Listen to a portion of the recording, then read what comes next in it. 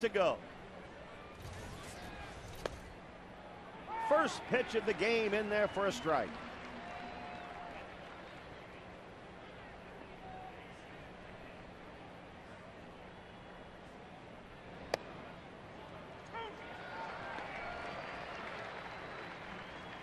Tony Jr. at the plate, senior behind the mic in the Padres booth.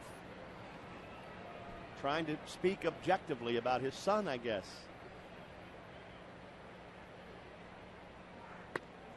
Who strikes out on 3 pitches to start the game. Boy, textbook pitching. 2 pitches in the outside part of the plate, then elevates it up and in fastball. He gets wind to swing through it. Weave has just had great command this year, hasn't he? And he's not wasting pitches. You know, last year, even the year before, you see the pitch count around 100, 110 after 5, sometimes 6 innings. But now he's finishing off hitters when he gets a chance, not wasting pitches, which I like to see. Here is David Eckstein.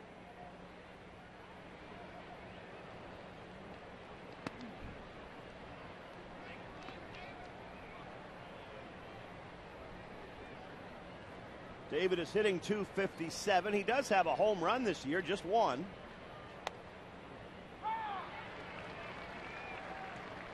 One ball, one strike to David Eckstein.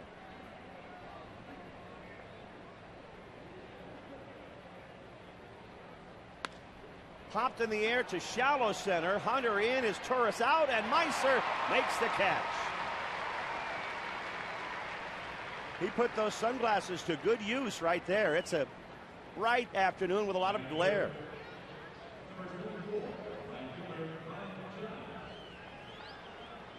Carlos Jr., major league leaders as far as ERA. Zach Greinke, 1.72. But Jarrett, number 4, 2.31. Been amazing at home at 1.21 ERA in a 4-0 record at home for Jarrett Weaver. Brian Giles at the plate for the Padres. Having an off year so far average-wise, hitting just .201. And that's over 214 at-bats.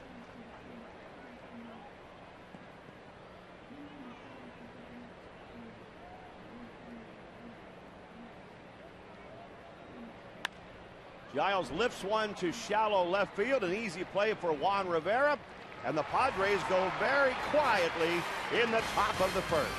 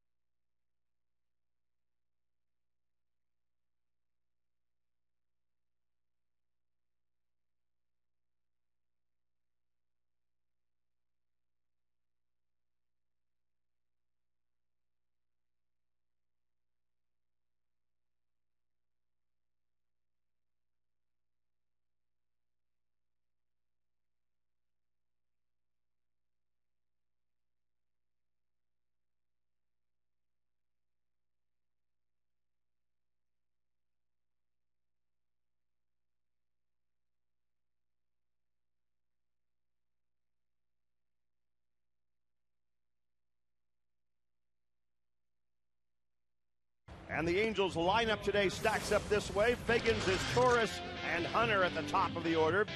Vladdy's batting cleanup. Juan Rivera and Kendry Morales, followed by Gary Matthews, Jeff Mathis, and Eric Ibar today. And facing the tall right-hander, Chris Young. Yeah, Chris Young, he's not overpowering, 6'10". You'd think he'd be throwing 99, but he's right around 85 to 89. He's got a slow curveball, and he's got a slider and a changeup. Deceptive delivery, throws it at an arm angle, which is very difficult for hitters to pick up.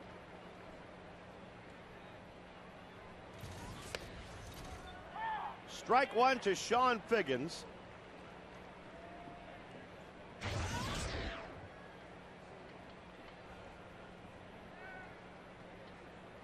Figgy's average is all the way up to 322.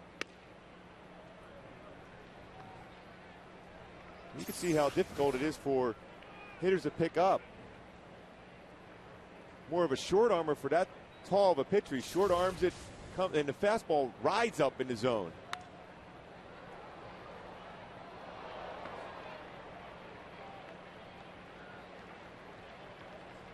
Not too often we get an Ivy League Rookie of the Year in here, but he was at Princeton, the Rookie of the Year in both baseball and basketball 10 years ago, 1999, for Chris Young. Pretty interesting jump ball between Chris Young and Jared Weaver. Jared's 6'7" versus 6'9". Well, Young's hoping the Padres play that Princeton offense today and score some points. Figgins wraps one up the middle. Sean's going for two. He's in with a slide. It's a hustle double for Sean Figgins.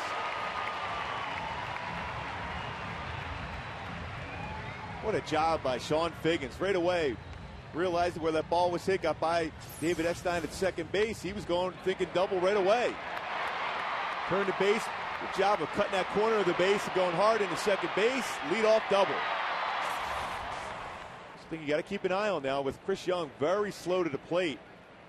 Sean Figgins may try to steal third base. Since 06, base stealers have been successful. 120 out of 126 attempts against Chris Young. That's a 95% success rate. It's amazing. I think he should vary his looks. I don't know. When you're 6'10", it takes quite a bit of time to get rid of the baseball. Particularly when we just showed the way he throws the ball, drops the elbow, and it takes that much more to even get it home.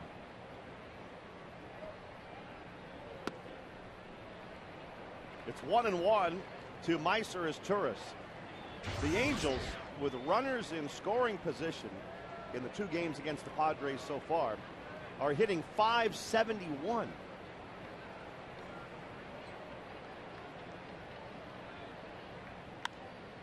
Popped up. The shortstop, Rodriguez, and no, now the first baseman, Gonzalez, comes all the way over behind the mound to make the catch. And that one almost dropped in. Well, he was looking for help. Gonzalez looked around and all of a sudden nobody was there, and you see him looking. He had to make a great play. I have to think maybe Rodriguez lost it. Even though he was standing over there as if to cover second, he never made a move for that ball that was basically behind the mound. Here's Torrey Hunter.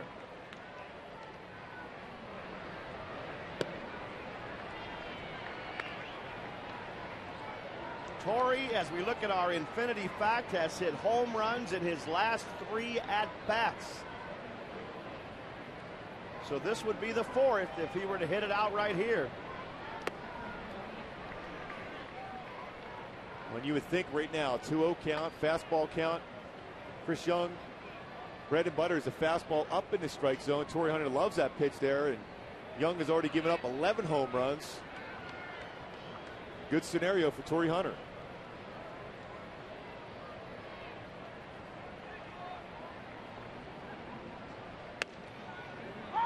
He takes a strike.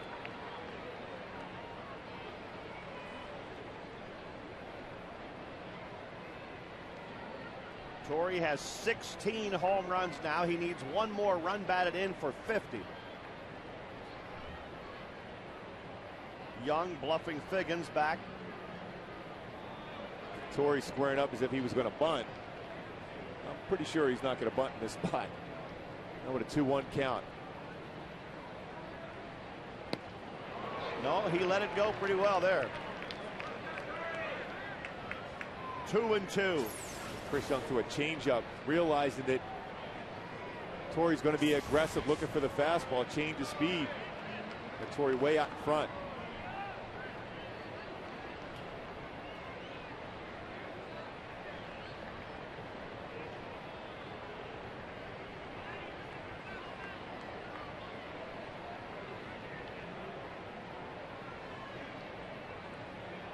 Figgy's being held on by Eckstein. And Torrey got under it a little bit. He pops it up on the infield. He had that swing, Gooby, but he just came up under the baseball. Yeah, he got underneath that. It was a pitch he could drive, too. Again, we'll go back to Chris Young has that fastball that looks very good if you're a hitter, but that little extra zip at the very end, that it's up in the strike, so you see a lot of pop-ups and a lot of swings and misses. And Chris Young has taken a number of no-hitters deep in the games. Very hard to pick up. Vladdy up there now with 2 outs. Swing and a miss by Guerrero. Vlad has had some pretty good success, to say the least, against this pitcher. 4 big flies, too, along with that .588 batting average.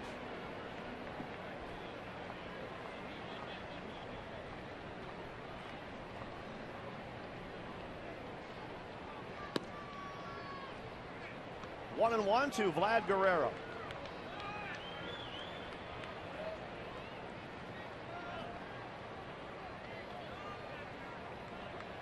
Figgins at second base with 2 outs. He led off with a double, but he's still there. 1 and 2 to Guerrero. Real slow curveball. Vlad way out front. That hip continues to fly open for him.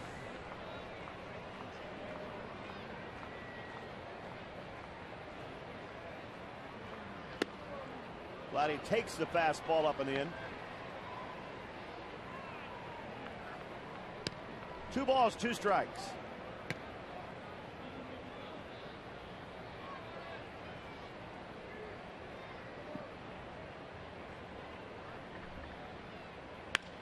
On the ground into right field, base hit. Guerrero drives in Figgins. 1-0 Angels in the first. That certainly has been the theme for the Angels against the Padres here in the series, scoring in the first inning. All 3 games. We had there a couple so-so swings from Vlad. That was a perfect swing on a breaking pitch on the outside part of the plate, hit it hard in the right field. You know, you watch him in batting practice when Vlad starts to get hot. During batting practice, he just hits the ball to right field, and once he gets his swing right, that's when he starts seeing the power numbers. But that's a perfect level swing by Vlad.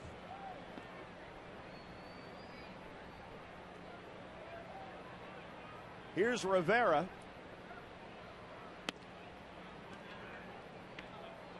I don't think Young threw that pitch to Vlad where he wanted to, though, Gooby. That was up about belt high. The thought process was right for Young, trying to go off the plate with the breaking pitch, but he elevated it too much. You're right, and Vlad was able to hit it hard in the right field for a knock. Rivera pops one up foul, first base side. And the count is 1-1 to Juan Rivera. The Angels on the board again in the first inning.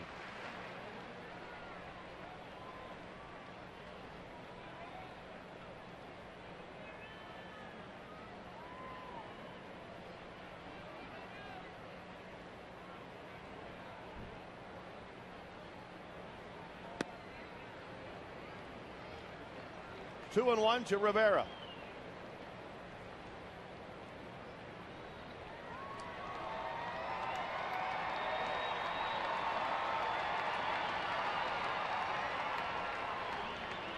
Vladdy at first base with 2 outs in the first inning.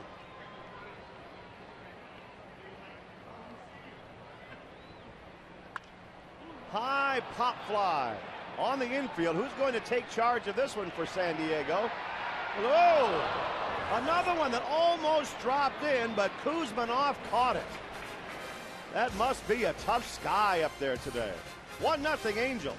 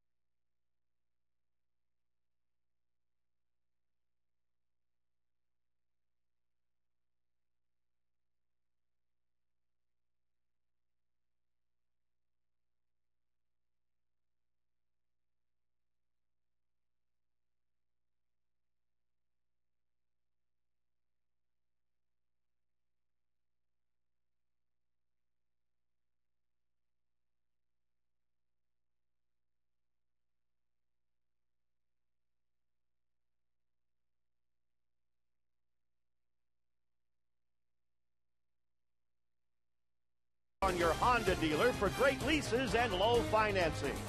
And by Carl's Jr. The Portobello Mushroom $6 burger is back at Carl's Jr. More than just a piece of meat. As we look down at the Big A, the Angels have scored in the first inning again. In fact, the Angels have their fans thinking, wow, what an offensive juggernaut this is. In this series, the Angels have batted in 17 innings. They've scored in 13 of 17. And Figgins has been on base often enough to keep that merry-go-round going. He scored the run in the first inning. Adrian Gonzalez for the Padres. 22 home runs for Adrian this year.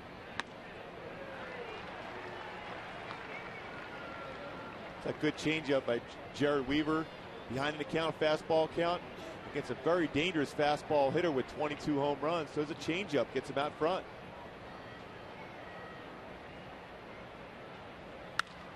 There's a shot by Gonzalez into right center field. That one will roll to the wall. And Gonzalez has a leadoff double here in the second inning.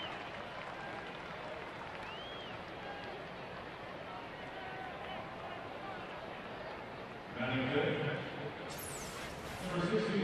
nice swing, so you can see why he has that power. Effortless swing for Adrian Gonzalez to that ball to right center field for a double. He's at second base with nobody out, and Cliff Floyd at the plate for San Diego.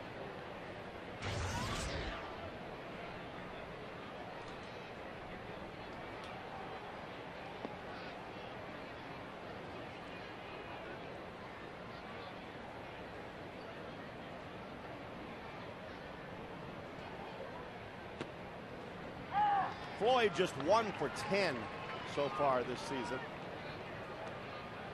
He's a big, strong guy, but he's had plenty of health issues over the years. Definitely a threat, though. Strong. Tremendous power.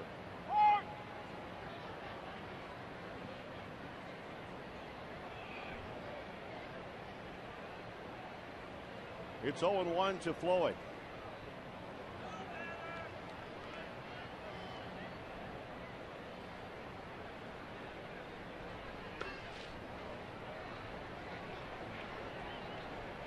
One ball, one strike.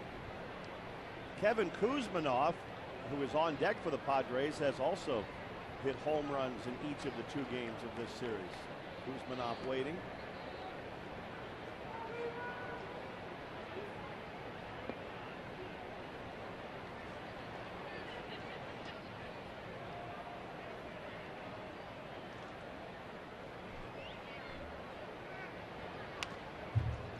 Floyd fouls it back, and the count 1-2. Floyd, a low fastball hitter, and that was a fastball that was down inside part of the plate. Fouled that straight back. Get ahead of him like he is right now. Jared Weaver might try to elevate a fastball to get him to swing through it. Floyd is susceptible to a high fastball.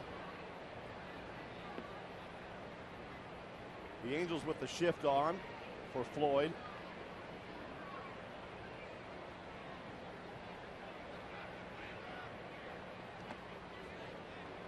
Who would like to at least hit it into that shift and get the runner over to third base. There you see the 3 infielders on the right side. It's back-to-back hitters. The Angels have had the shift on. The same thing for Gonzalez.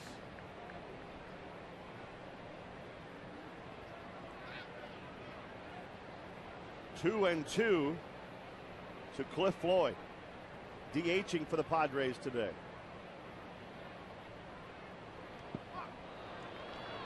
In the dirt, full count. Blocked there by Mathis.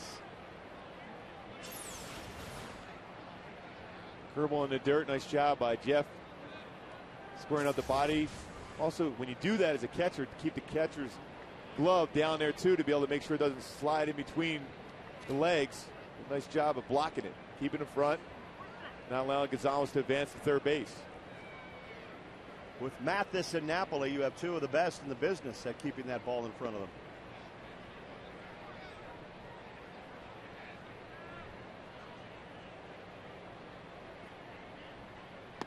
And Floyd goes down swinging.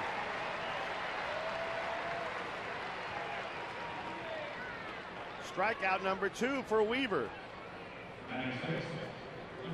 There's that good changeup once again. It was up a little bit, but the speed was perfect at 80 miles an hour. Floyd way out in front, thinking the line he was going to get a fastball. Kevin Kuzminoff came into this series with 5 home runs on the year. He has 7 now.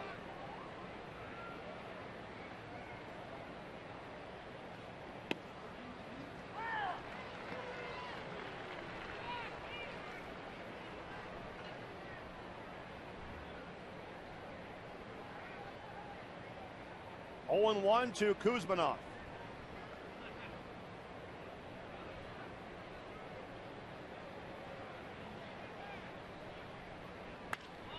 And a high fly ball into center field.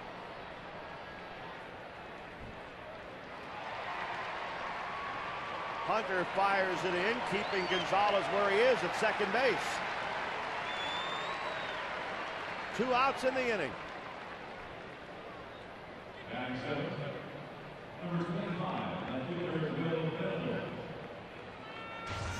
Here's Will Venable.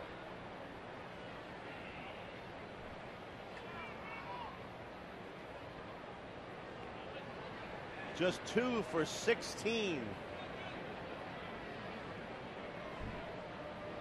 No home runs. He's driven in 1 run.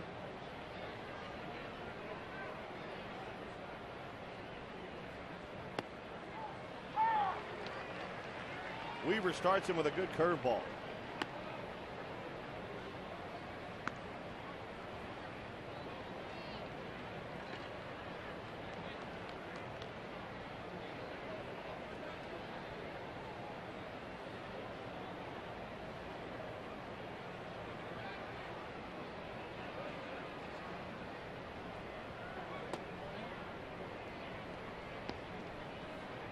One ball, 1 strike to Will Venable.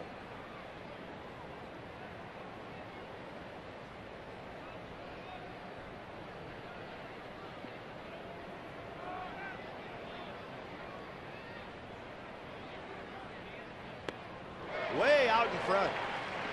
Jared's got that great curveball, throwing it 70 miles an hour on that one. He's throwing a 75 mile an hour curveball. 12-6 variety. That mixed in with the slider. Very good breaking pitches for Jerry Weaver. 1 ball, 2 strikes.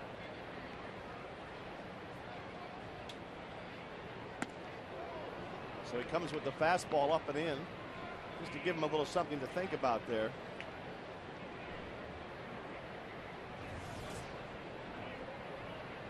Meeting so far, he's throwing an 88 mile an hour fastball, and he's throwing a curveball at 69. 19 mile an hour differential with the speed of pitches so far for Jared here in the second inning. And that one's tapped back toward Weaver. Very tough play. And he makes it. He got it there in time to get Venable. The Padres are held scoreless.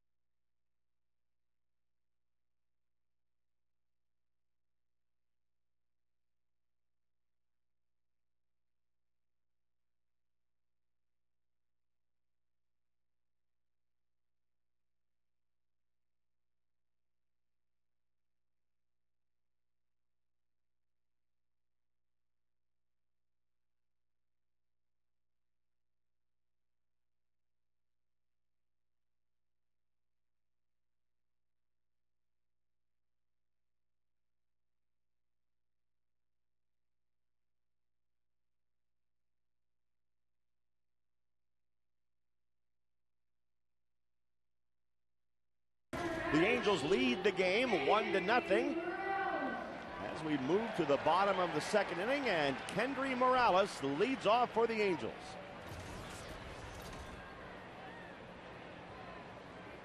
Kendry also has home runs in each of the first 2 games of this series. He's hit 10 this year, and they have all come left-handed.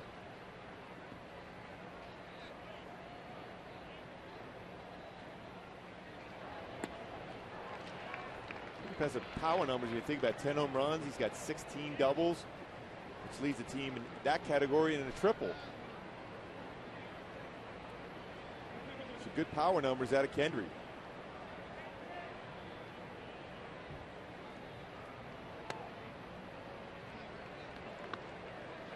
The Angels beginning the day 3.5 games behind the Texas Rangers, and Texas in the 4th inning today trailing the Dodgers in Arlington 4-2. Kendry fouls one back. The Dodgers will be here at the Big A next weekend, Friday, Saturday, Sunday. The Dodgers were just trailing that game 2-1, and he's got 3 top of the 4th. That's more like a normal game down there in Arlington. Yes. 6 runs already scored. High fly ball by Morales. Shallow. Eckstein going out. Coming in. Gwynn calls everybody off and makes the catch. Well, speaking of the Freeway Series, there are some upcoming game time changes. Saturday, June 20th. That game is now a 6:05 start, and we'll have it here on My 13. The Sunday, June 21st game, a week from today, is now a 5 p.m. start, and that game is the ESPN Sunday night game of the week. And if you need to keep track of everything, you can always go to angelsbaseball.com. One thing you'll see with Chris Young on the mound, a lot of pop-ups, a lot of fly balls. Fastball always around the waist or above. Gary Matthews hits one to Kuzminoff. Gary stopped running, and he's out. And he's hearing it from the fans.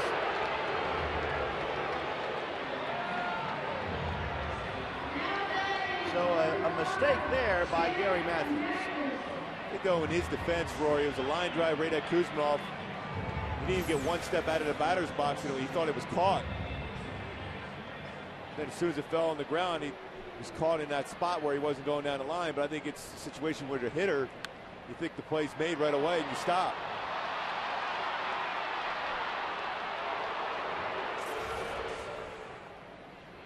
Two outs in the inning, and that'll bring up Jeff Mathis.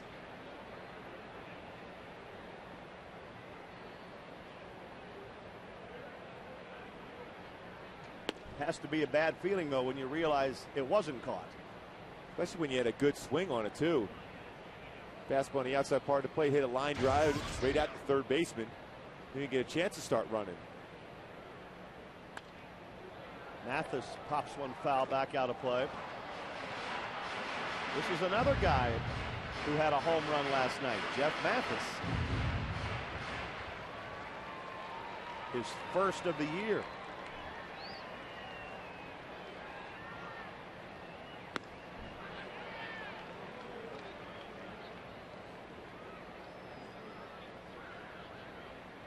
Two and two.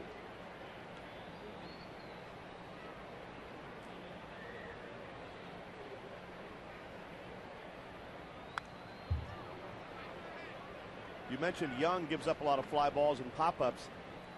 We can already see, judging by the reaction of the infielders and outfielders, it's a little tough to pick the ball up today. Because I asked Bud Black about it, him and a number of the Padre people. They call it the stealth pitch, because you can't really pick it up. It's a fastball. You see it all the way, and then all of a sudden you swing through it. It's not like it's 100 miles an hour. 85, 87. The hitters just don't pick it up.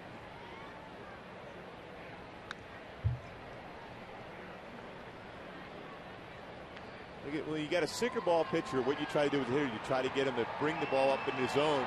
That way the ball doesn't move as much. Now with Chris Young, he tries to get you out with fastballs up. You try to work him down in the zone and not swing at those pitches. And he walks Jeff Mathis with 2 outs.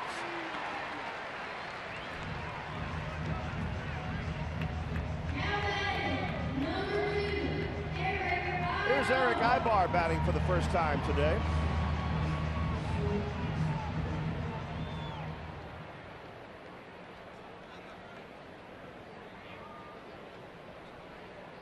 Before Ibar stepped in, Eckstein looked up into the sky and put his glove up to shield his eyes. He wanted to check and see where that sun is. The pop-ups have been a little bit of an adventure here in the early innings. And it can be tough to pick the ball out of that. Yeah, you hear that phrase a lot, a high sky where it's blue, but with the clouds today, the baseball hitting the air blends right in. It's difficult to be able to pick up.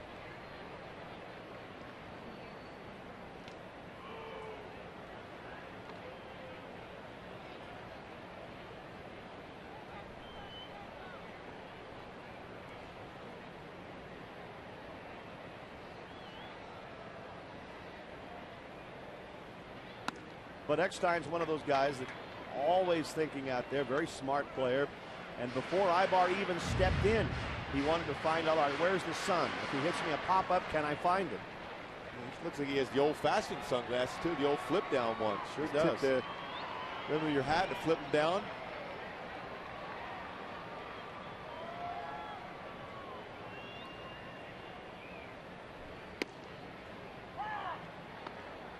Two and one. You got to remember, too, with Chris Young on the mound, even when Jeff Mathis does not have a stolen base on the season, he runs pretty well for a catcher. He might even try to take a chance again in scoring position for Eric Ibar.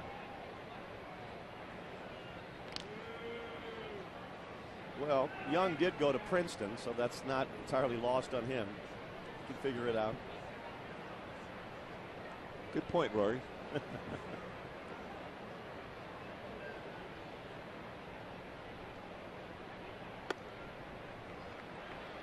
3-1 now to Ibar. Greg Maddux said it best to him when they were teammates down in San Diego. He said, hey, don't worry necessarily about the running game. Don't let it affect what you're trying to do to the batter. Sometimes you worry so much about base runners, you make mistakes for the guy swinging the bat, compounded with a big inning going against you. And now back-to-back walks given up by Young.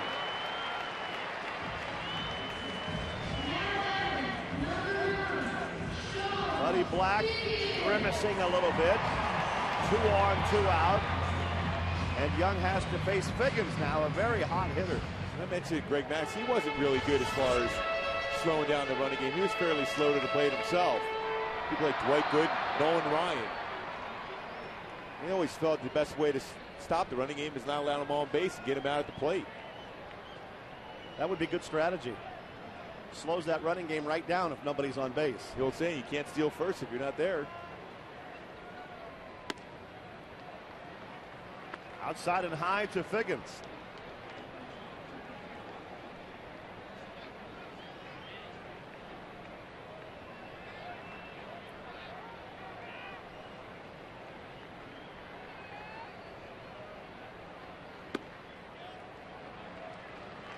Two 2-0 to Figgy.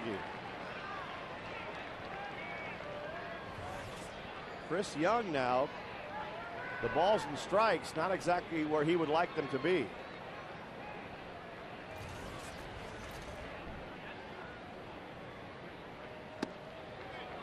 And it's getting worse by the pitch as he falls behind 3-0 on Figgins and is in danger of walking the bases loaded. All with 2 outs. And when you look at a pitcher that's tall, 6'10" that Chris Young is, it's almost like a golf swing. You don't see many tall golfers because a lot can go wrong with the swing. Same thing with a pitcher. Mechanically, a lot can go wrong. That's 3 consecutive walks. Bases loaded, 2 outs for Meiser Turris.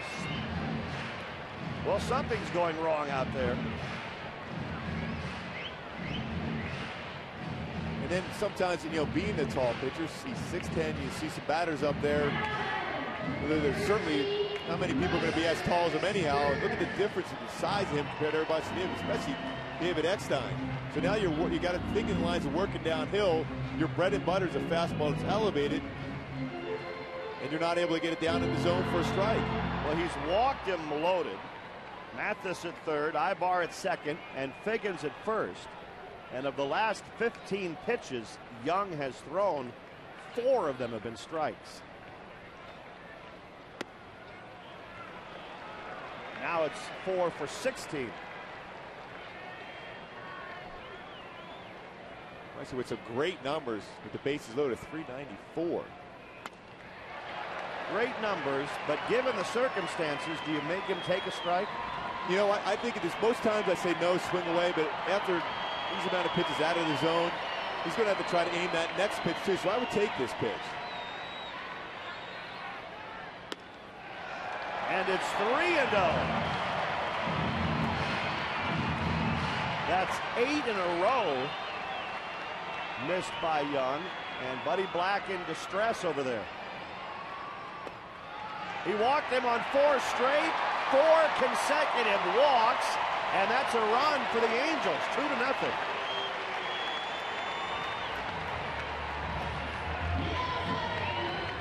Okay, they've already sent Darren Balsley out there to talk to him, but if you were going out, what do you say, Gooby?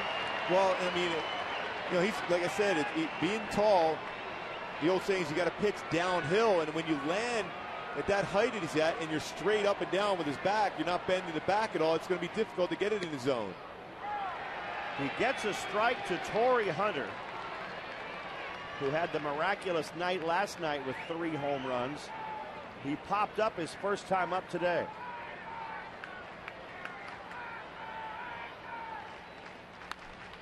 He pops that one up foul, but it's pushing back out of play.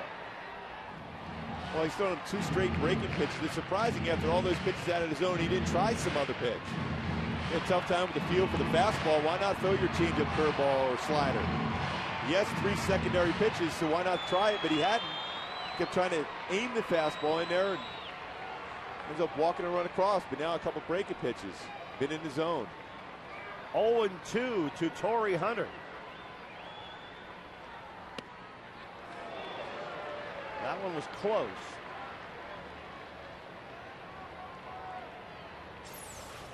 The big thing for when you're tall like this, you want to be able to work downhill, and he's more of a stiffer leg. You see how his back is straight up like that? You have to be able to bend your back the opposite way to be able to work down around the knees in the strike zone. And Torrey lines one into center field, cashing in the walks. Oh, out at third base. Nice throw by Tony Gwynn, ends the inning. But the Angels do score the extra run.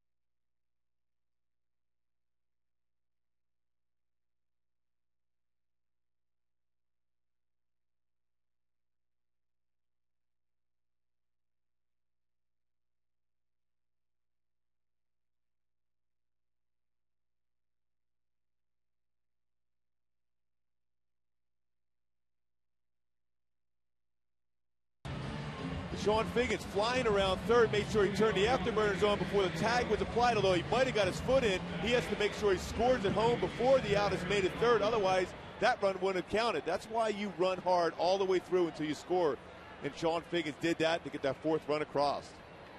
4-0 as the Angels get 3 runs on 1 hit in the inning. And that play at third base was very close. To the naked eye, it looked like he was in, but maybe we'll see a replay on that. For the Padres to lead off the third, Henry Blanco. So many times you see base runners casually go around third, think they're going to score. When the runner's coming behind him, that tag is made and he's called out like he was, and Sean Figgins hadn't touched home plate. That's a wasted run. Wouldn't have counted. Now as Torres going into third base, he wasn't loafing in there. He slides in hard. And sure looks like he's in, doesn't it? Yeah, it looked like he got it in his foot in there. It was close play. Angels very aggressive once again. What an at bat again for Torrey Hunter. Another couple RBIs. What a series he's having. Man. Blanco lines one to right field, and Matthews makes a nice catch in right. Oh, good play by Gary Matthews. He got a great jump on that ball looking into the glare and makes the tumbling catch. Exactly. What a great read. Very aggressive. Gary Matthews Jr. coming in on that play. Didn't look like he had any chance to make that. Just barely gets it before it hits the grass. Perfect jump. Head on the ball all the way through and looks it into the glove. Slides in. Makes a key out. First out. Important after you get your offense scores you 3. Here's Rodriguez, the shortstop, who fouls it back.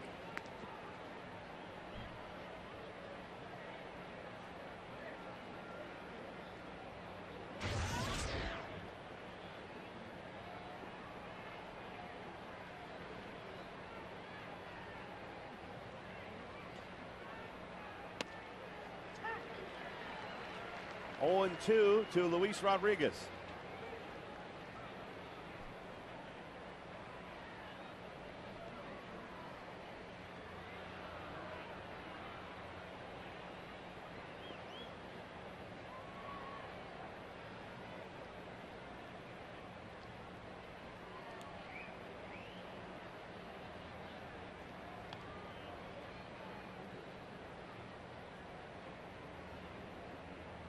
Jared Weaver has given up only 1 hit the first time through the lineup and has a 4-run lead to work with.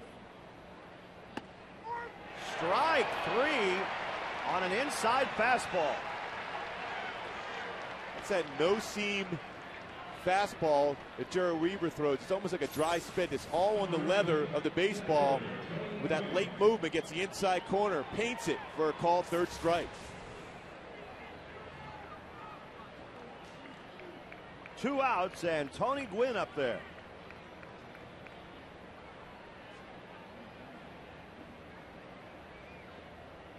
Amazing, they were both born on the same day. That is a little bit unusual. So the rivalry between these two began at a very young age and continues today. There's a high pop up to the left side by Gwynn. And fighting that glare, Ibar stays with it. Gary Matthews made the great play to start the inning in right field, and the Padres are gone in order.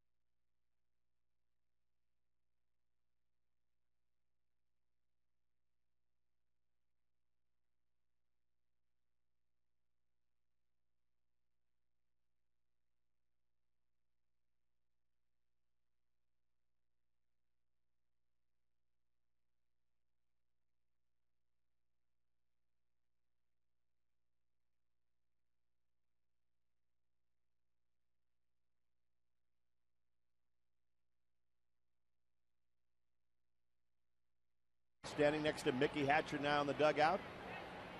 Vladdy drove in the first run of the day for the Angels. We're talking to Torrey Hunter and Gary Matthews Jr. over the time. And they always say that great defensive play sometimes feels better than a base hit. Well, that was a great play by Gary Matthews Jr. Good read, good sliding catch.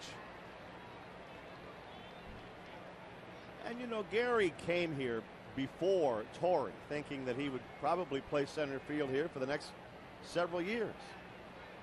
Now he's playing left and right, and there's no way you're moving Torrey Hunter out of center field.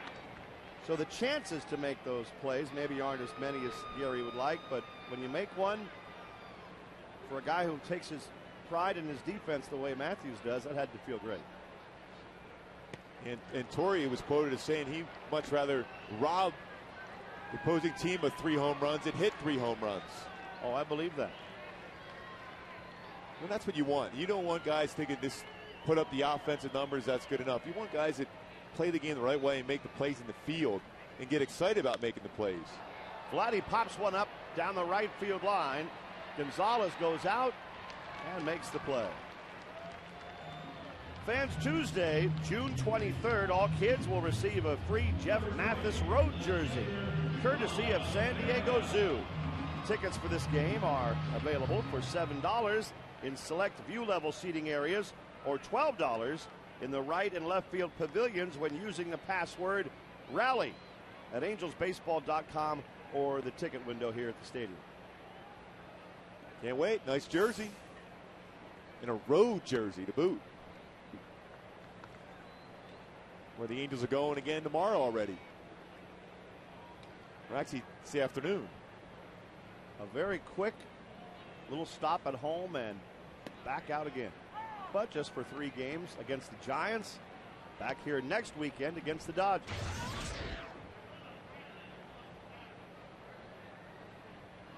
Juan Rivera popped up his first time up.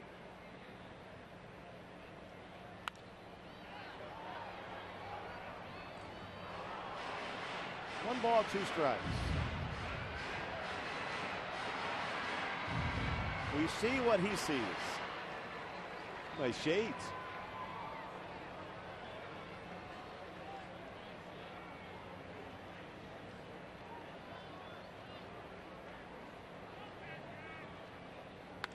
There's a shot by Rivera on a hanging curveball, and Juan hits it into the bullpen.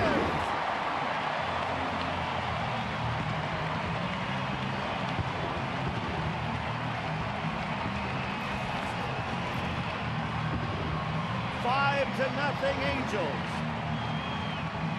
Boy, for a club that was last in the American League in home runs coming into the series. They said, hey, we like manufacturing runs, but we also like to hit the ball out of the ballpark, and it continues. Big A's a pretty difficult ballpark to hit it out, too. A hanging breaking pitch. Ball will carry a little better during the day, but another nice swing by Juan Rivera. And Buddy Black has to be saying, what, are you kidding me? These guys can't hit home runs. It's been a series where the Angels scored 11 runs Friday. They scored 9 last night, and they have 5 already today in the bottom of the 3rd inning. That's good for Weave.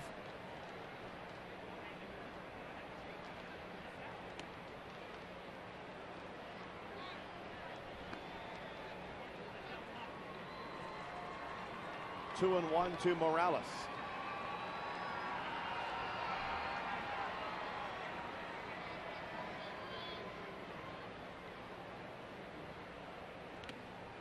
Pretty amazing coming in this series. 44 home runs hit the Angels. They've hit 8 in this series against the Padres. That's Edwin Moreno getting ready in the Padre bullpen.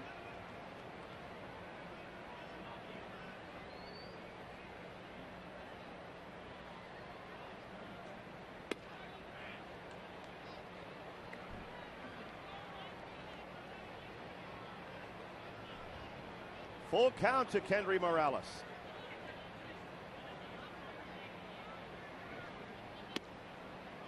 And another walk given up by Young.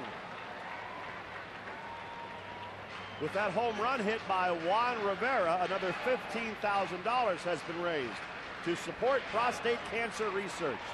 To make a donation, you can call 800-798-CURE or go online to www.pcf.org.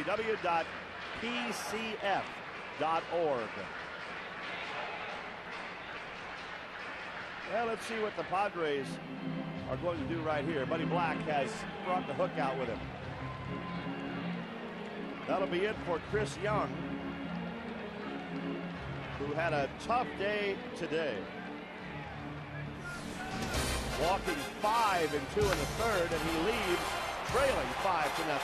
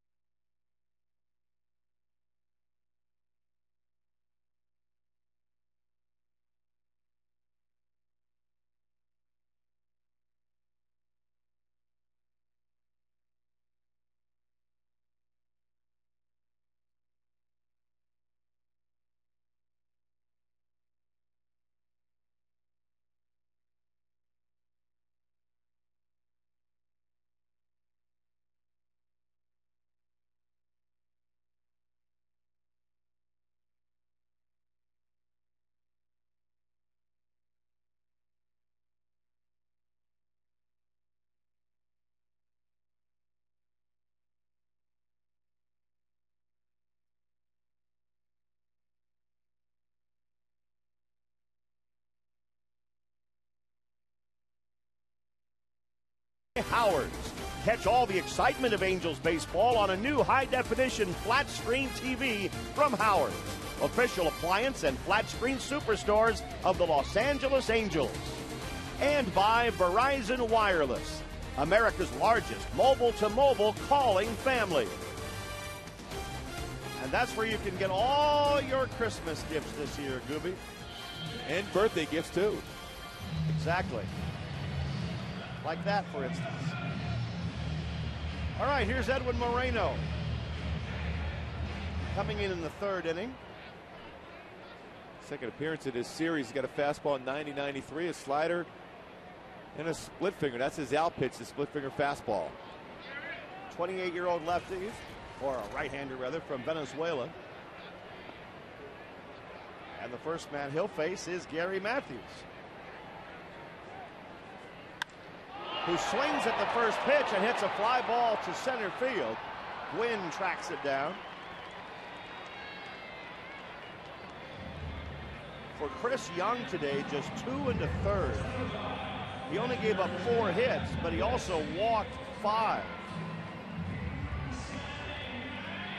Now, whether it's the threat of a stolen base by the Angels, second in the American League in stolen bases, messed with his head because his command after a base runner, Jeff Matthews, just fell apart in that second inning.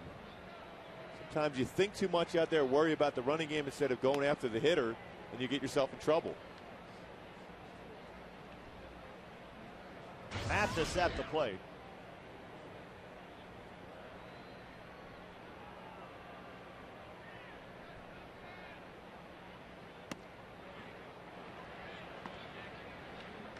One ball, one strike.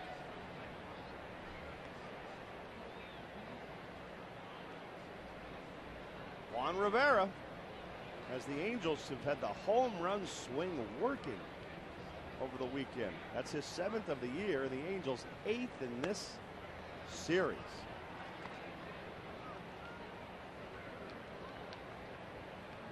The Angels have been scoring at an incredible clip when you think about score per inning.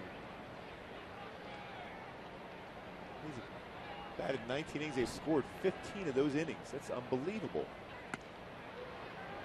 for a team that has been struggling as far as getting the guys across the plate. I mean, they've been hitting for an average. They've had a tough time getting hits with guys on base. I remember the last game of the road trip, and Mickey Hatcher was actually a little bit upset after that game. The Angels had lost in Tampa Bay 11-1. But then out of nowhere, an explosion in this series. Mathis pops up to Gonzalez at first. The home run by Rivera has made it 5-0 Angels after 3.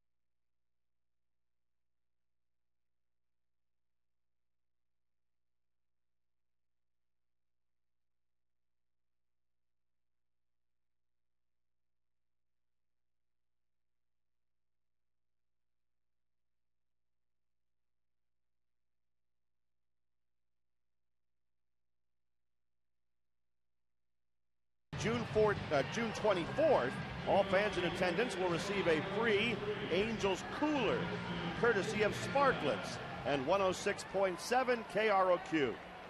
Tickets for this game are available for $7 in select view-level seating areas or $12 in the right and left field pavilions when using the password RALLY at angelsbaseball.com, and the word RALLY works at the ticket window also at the stadium. Strike one to David Eckstein, leading off the 4th inning for San Diego.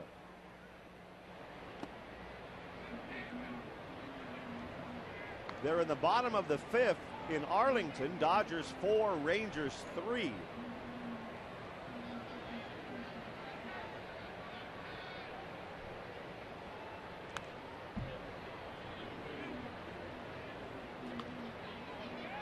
Some high-scoring games around baseball today. The Yankees hammered the Mets 15-0. That was Johan Santana starting for the Mets.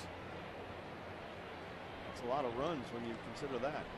But that is Yankee Stadium, and that team's capable. Double figures for the Marlins. They beat the Blue Jays 11-3.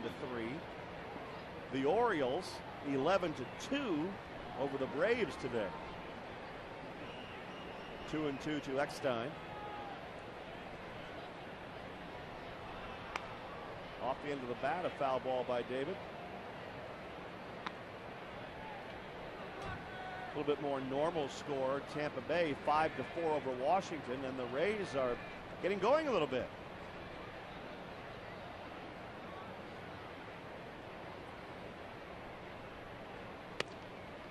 Outside to Eckstein. In fact, with that win, Tampa Bay catches Toronto for 3rd place in the AL East. They're tied now. I mean, Toronto took a hit too. Roy Halladay left the game the other day with a groin problem. Looks like he's going to miss the start with the Jays.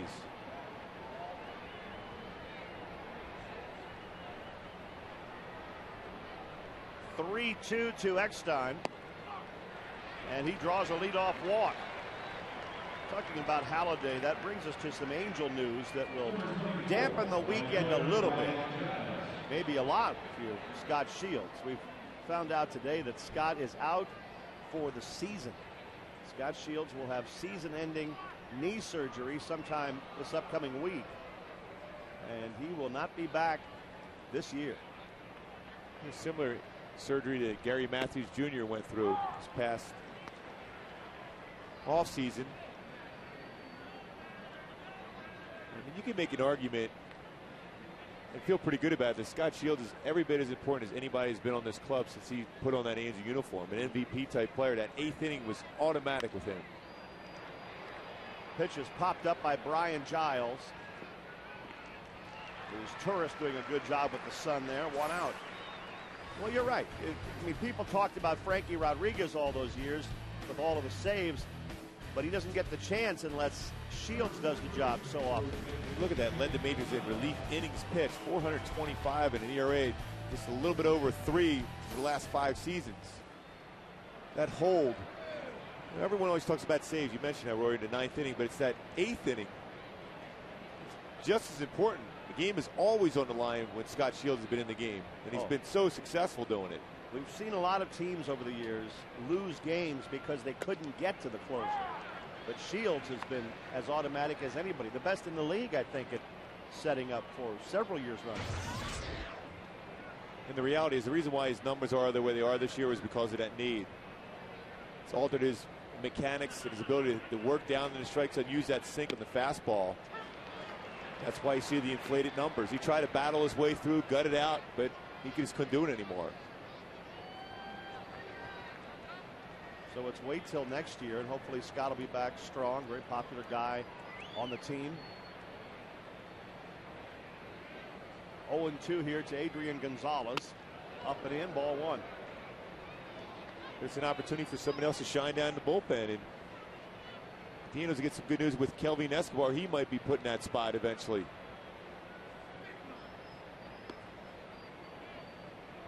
We were giving you all those high-scoring numbers as you look at Escobar.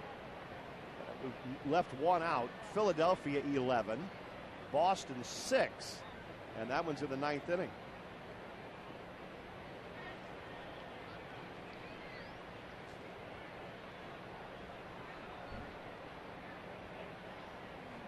So with a lot of games still going on right now, and there's a ground ball hit where nobody is because of the shift. The Angels had the shift on for Gonzalez, and that's what will happen every once in a while. A little dribbler off the end of the bat turns into a base hit. Well, there's nothing you can do. That was a pitch that actually jammed him. There's nothing Sean Figgins could do other than just to field that ball to keep the ground ball in order as far as a double play.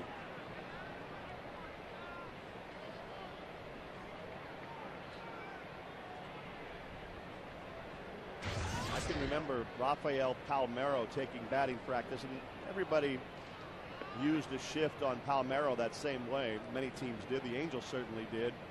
And during BP, he was laying down bunts up that third base side. Here's the pitch to Cliff Floyd. And there's a little bit of a shift on for Floyd as well. And he looked over at Socha and he said, "Will you give me that?" And Mike said, "We'll give it to you, but you have to do it all 4 times up." And most times you would do that. Big Papi, the same thing. You want him to bunt down the third base line, you take away a power threat, just let him do it. 1-1 to Cliff Floyd.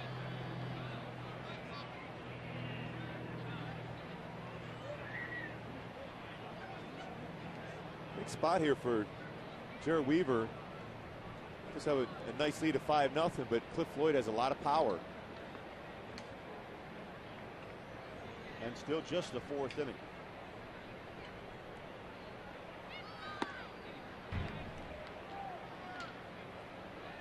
Two and 1.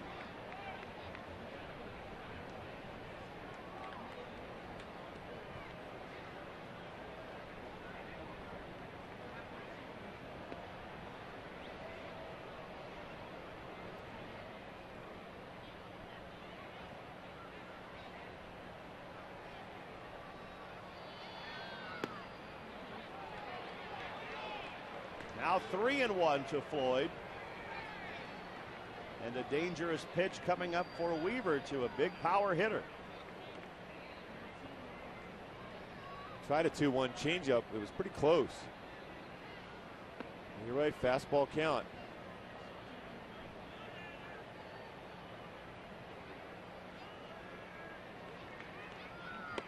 Floyd takes the big swing but comes up empty. He struck out his first time up and now has a full count here. Good fastball. Ran. Running action at an 89-mile-an-hour fastball from Weaver.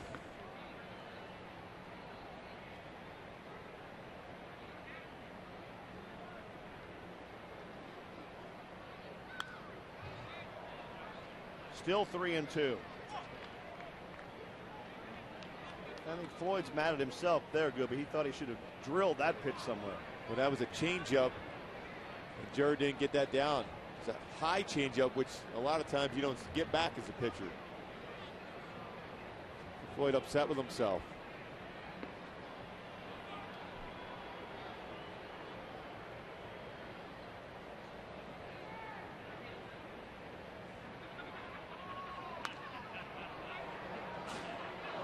I'm glad that ball wasn't hit into the right field corner, because a beach ball had come out on the field and the ball boy was running out there. Nobody really noticed it, I don't think, except maybe Gary Matthews. And he just got there as the pitch was coming in. This is the 8th pitch in this at-bat to Cliff Floyd.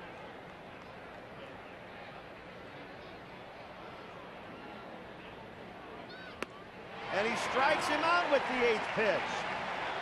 Floyd down on strikes for the second time today. Well, a great changeup, too. He went changeup. It was up. Cliff Floyd fouled off. Then went fastball, fouled it off. Then came right back with a great changeup way out in front. Second time Floyd has struck out on a changeup from Jared Weaver. 2 out, 2 on for the Padres. Here's Kuzminoff.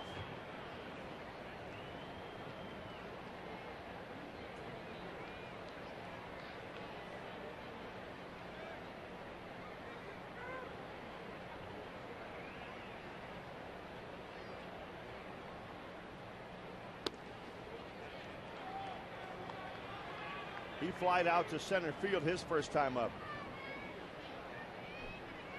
Weaver's given up a walk into single in this inning. So far, nothing has hurt him here.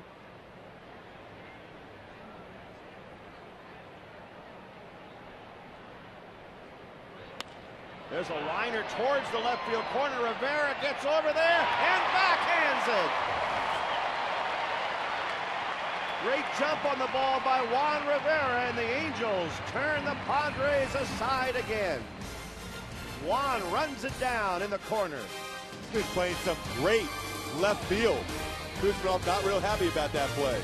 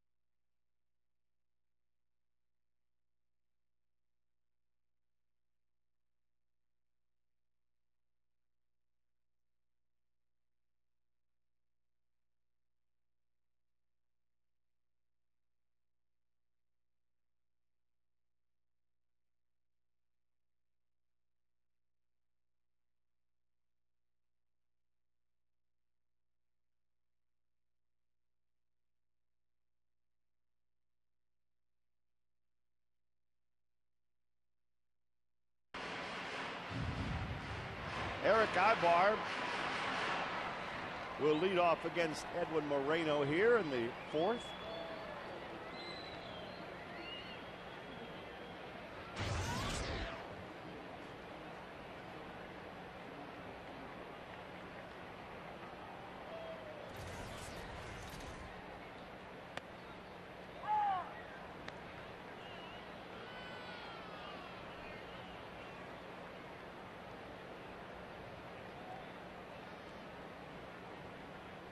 Ibar walked his first time up and scored a run. He has a 6-game hitting streak going.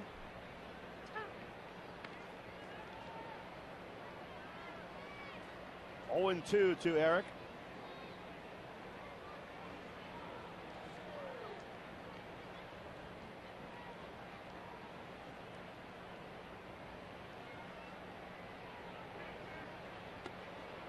I don't think you can put it all on one post-game speech given by Mike Scioscia after the 11-1 loss at Tampa Bay. But the Angels in the last 3 games counting today, they just look like an entirely different team. Pitching, hitting, power numbers, defense. There's a spring in their step that was missing at Tampa Bay. I mean, you're right. Exactly. Different. I mean, that team in Tampa, you get blown away in the ball game, and it didn't look like they had the passion. And all of a sudden, in this series, playing exactly the way you thought they were going to play coming into the season. This team the year before won 100 games. They've come out just swinging the bat amazingly against this Padre team. Ground ball hit the shortstop by Ibar. He's retired. And, in that time, Jose Arredondo was sent to the minor leagues. Howie Kendrick was sent back to Salt Lake City. Now, does that make a team sit up and take notice of, hey, this is serious? Well, Mike Scioscia makes sure he's reiterating the fact it wasn't sending a message, it's sending guys down that weren't performing. But also, if you're sitting in that bench or playing in the game, you better realize, hey, I got to start putting up some better numbers and worry about doing the little things to help us win games. And that was certainly a message that was loud and clear, and Torrey Hunter said it best. It was a good session, to put it mildly, from Mike Scioscia, what he said to the guys after that game in Tampa. Well, Mike's always been a patient manager. He protects his players. He cares about his guys, but every now and then, he's more than capable of letting them have it.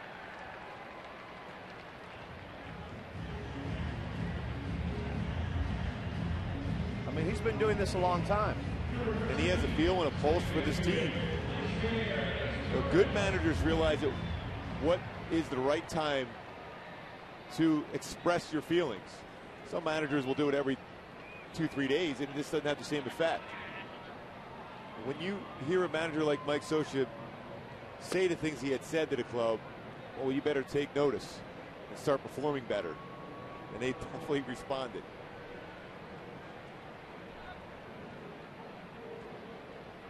As Turris walked with the bases loaded to get an RBI last time up.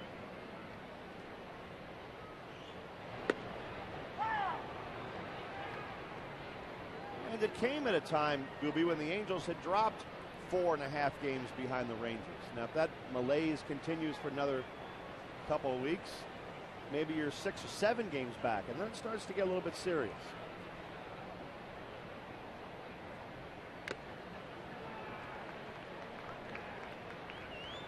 One and 2 to Meiser Turris. Even though they'll tell you over and over again, oh, we don't look at the standings. We never check. It's only June. Believe me, they check. Let me tell you something, Rory. We check every day. Right. The first game of the season. And I guarantee you that pretty much every member of that coaching staff right now knows the Rangers are trailing 4-3 in the 6th. It's on the scoreboard. How could you not look? So you also feel better looking at the scoreboard when your team's playing good too. Right. You're not worried about, per se how the Rangers are playing. You like to see them lose, obviously, and be able to get closer and take over first. You realize if you play well, all of a sudden things fall into place for you as a team.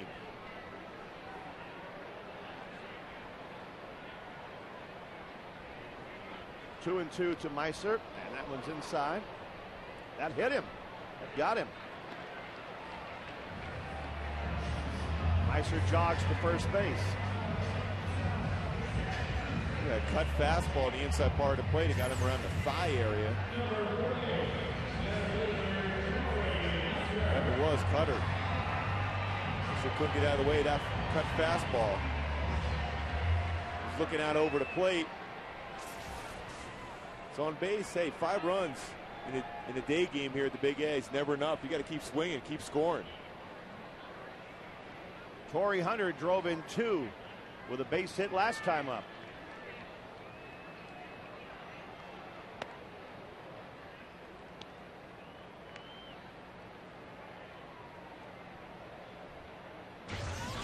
Torrey looks down at Dino Ebel. Meiser could be running in this situation.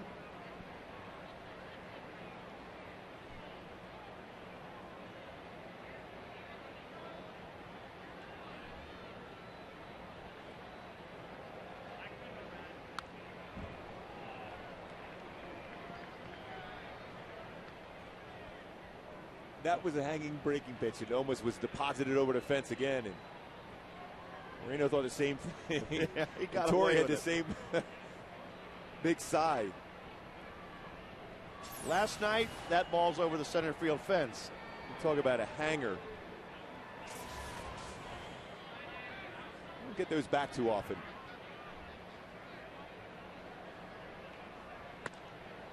Check swing. Strike 2. That wasn't a real emphatic call by Hirschbeck, but we think it was a strike.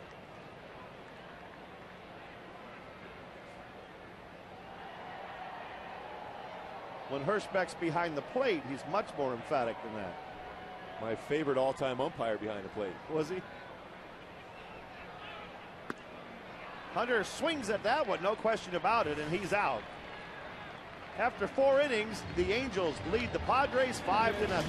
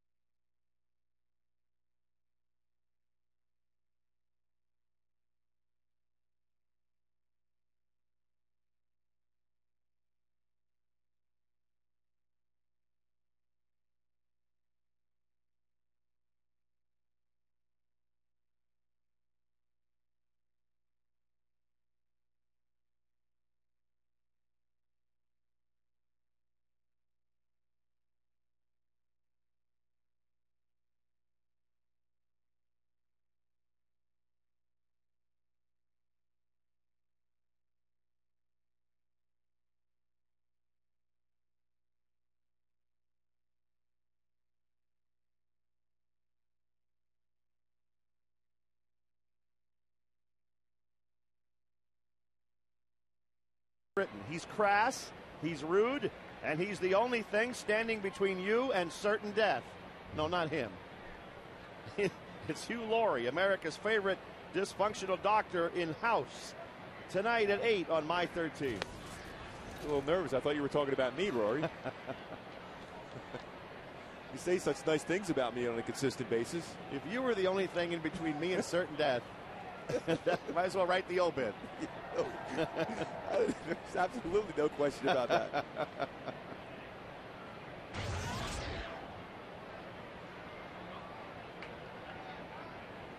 Will Venable, the son of Max Venable, drills one down the line into the right field corner. Matthews cuts it off. Venable turns and goes for two. Matthews' throw will be late. It's a leadoff double.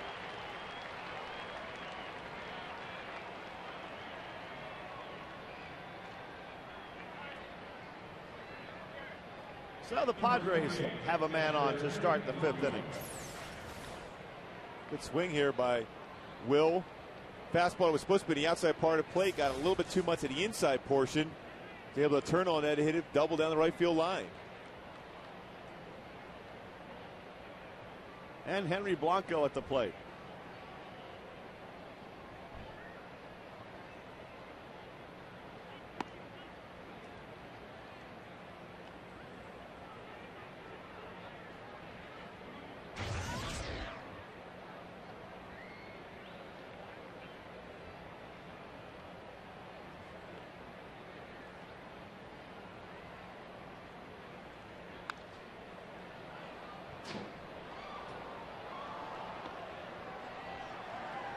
One ball, one strike to Henry Blanco.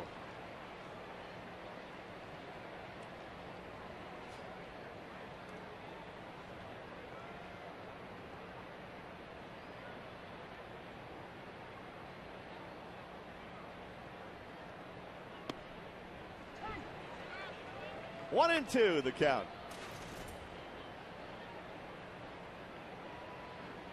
Henry Blanco has been with 7 major league teams, counting the Padres.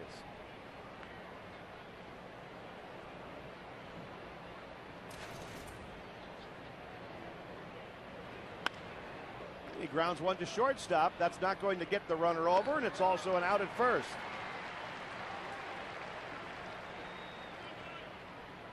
One out for the Padres in the fifth inning. And Luis Rodriguez coming up.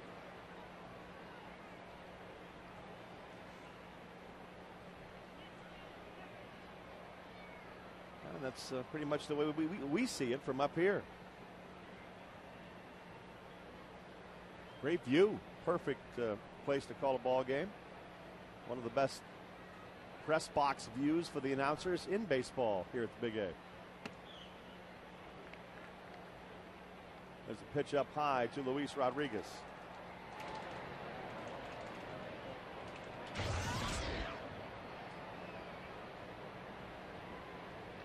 I think you mentioned Nolan Ryan earlier in the broadcast. Well, this is the anniversary. 1974. There's a ground ball to first base for an out. 1974. What do you think of these numbers? It would be Nolan pitched 13 innings against the Red Sox and struck out 19. That is amazing. 19 punch outs, pitching 13 innings in a game. Right, and the Angels won the game 4-3 here at the Big A. Wonder how many pitches he threw. You think they had a pitch count clicker? I doubt they came out and said, you know, Nolan, you're around 95. Yeah. That was in the fourth inning by then. Here's Tony Gwynn.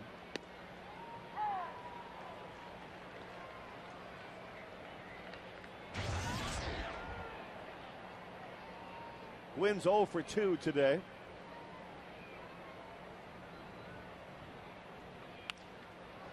And he hits it down to Morales, and the Padres are gone in the fifth. They waste the leadoff double by Venable. Still 5-0 Angels.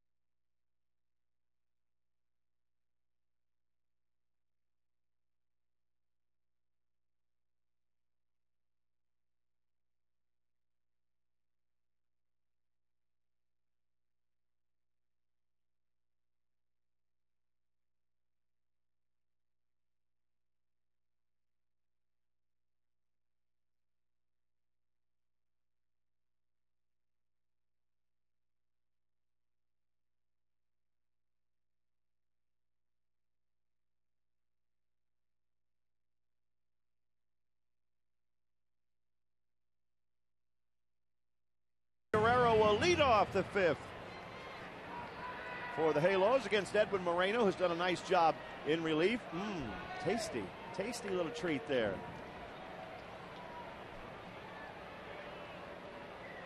And a great Sunday afternoon at the ballpark. Vlad grounds one to third base. A two-hopper to Kuzmanov. One out. And that'll bring on Juan Rivera. Another great crowd here today. I imagine we're somewhere around 40,000 or so. It'll have to be a pretty nice day, too. It's been kind of gloomy for quite some time here. Not for him. No gloomy times at all for him.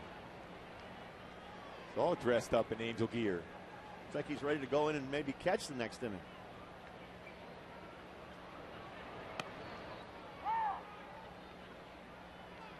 Rivera hit one out last time up.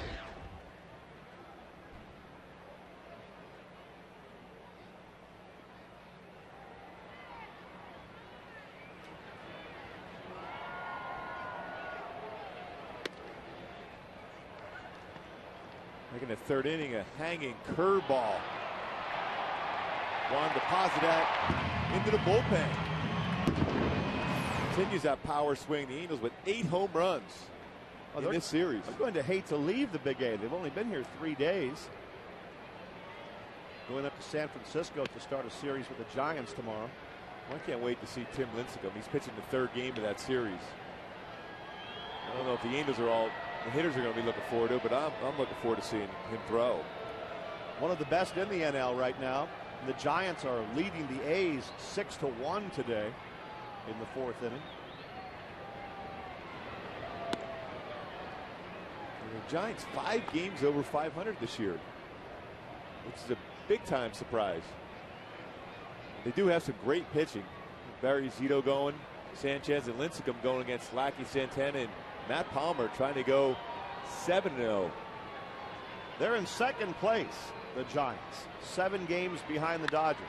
Rivera drives another one deep into left center field, and it's 2 on the day for Juan Rivera.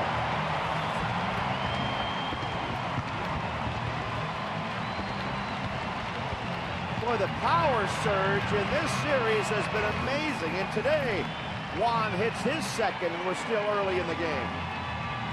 And these are not cheapies either. That ball was scolded. That got out of over the fence in a second.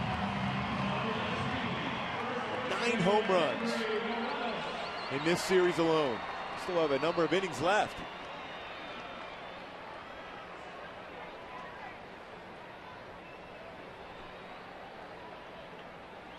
Six to nothing now. Kendry Morales up there at the plate.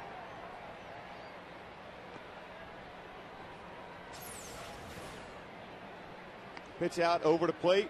Juan knew he got it right away. Left central.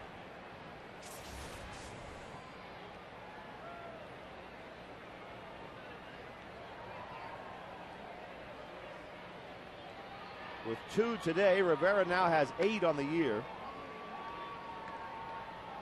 That's the 7th time he's had 2 home runs in a game. He's never hit 3, just like Torrey never hit 3 till last night. Well, he'll be up another couple of times today.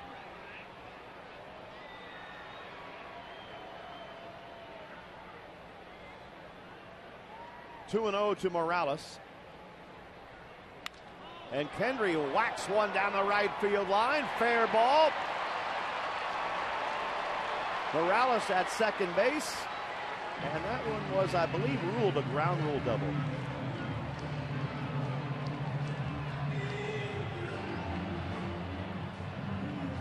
There's Juan, and by the way, that home run hit by Juan means another $15,000 to support prostate cancer research. To make a donation, you can call 800-798-CURE or go online to www.pcf.org.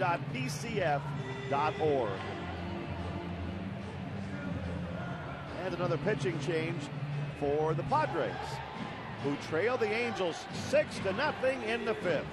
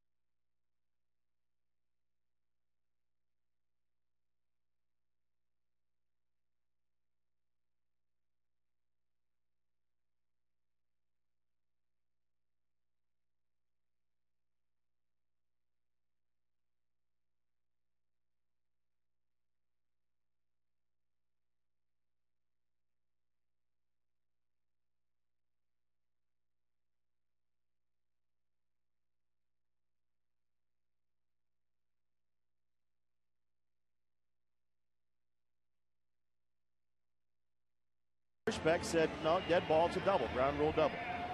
Well, the foul pole is beyond that wall, so that's considered beyond the field of play, so that's why that's a ground rule double. They go over those ground rules before every single game. That's why Kendry Morales was awarded a ground rule double. You know, it's funny, I don't recall seeing that happen, the ball hitting the foul pole on a bounce. Greg Burke, the new pitcher for the Padres now. Gary Matthews, the batter.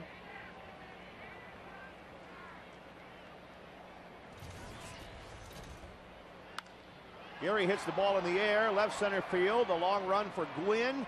He comes over and makes the catch. A little bit earlier, we said something about Hirschbeck umpiring there at first base, and you immediately said he's my favorite umpire. No question. I must, now of course, I have to think that everything must have been a strike. If you threw the ball in the outside part of the plate, you hit the corner early on in the game, John Hirschbeck was not afraid to call a batter out looking, which, I mean, he worked quickly. I mean, if you were around the strike zone, you had to be aggressive as a hitter. I thought he was the best.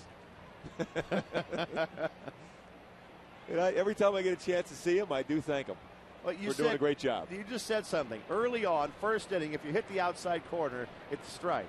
Now, how about if it goes second inning, third inning, fourth inning, and now that pitch is an inch, 2 inches off the outside corner?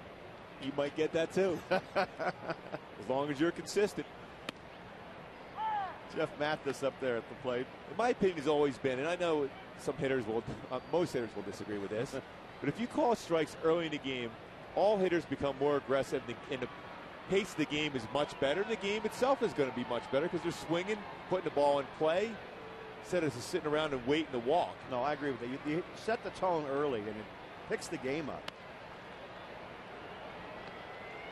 1-1 to Jeff Mathis.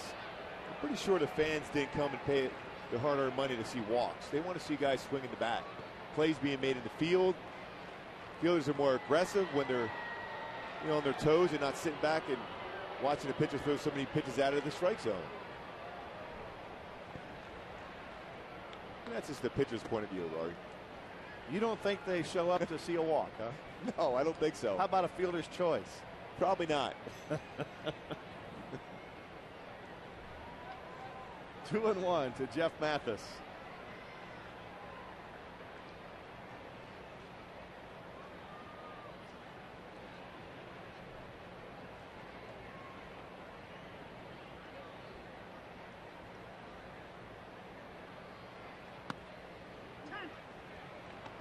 Two balls, two strikes.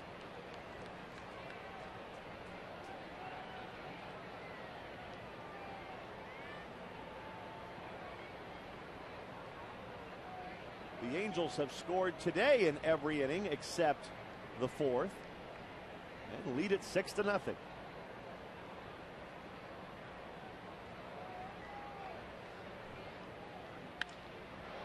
To shortstop, and Rodriguez throws Mathis out. But Juan Rivera hits a home run here in the fifth inning, and after 5, his second of the day makes it 6-0 Angels.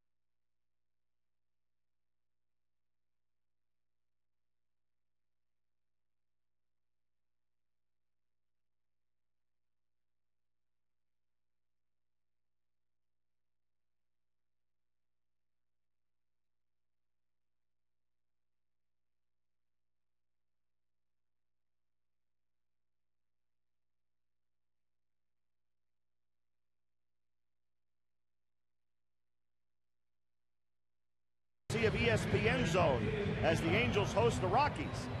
Tickets are now available for just $7 in select view level seats and $12 in the right and left field pavilions. Use the password RALLY at the Angel Stadium ticket window or angelsbaseball.com.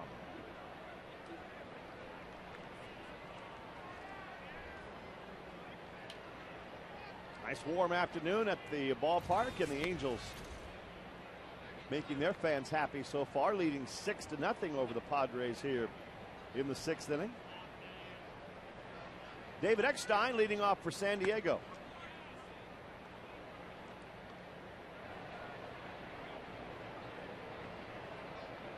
(2-0) to Eck, who drew a walk last time up.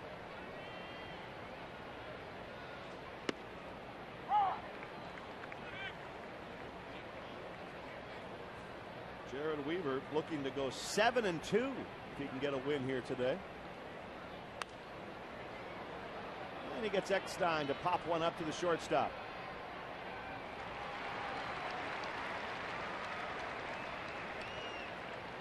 And I think you can make an argument for Jared Weaver being in the All-Star game. The ERA's one of the best in the American League. Sometimes you can't control if you get all the wins. I mean, there's been a number of games in which he's left with a lead or the run support hasn't necessarily been there for him, but you're talking about consistent glue to keep this pitching staff together with him and Joe Saunders. Absolutely. Fly ball left field by Brian Giles. 2 outs. Now, if he keeps winning and the numbers start to look a little bit more impressive, maybe gets up to 10, 11 wins, and the ERA stays where it is at about 2.3, how can you leave him off? That's the thing, you know, sometimes starters get squeezed out because, you know, because of the game, the importance of the All-Star game and winning home field advantage. You know, so they'll bring more relievers at times. Those day game numbers are very impressive. Adrian Gonzalez up there.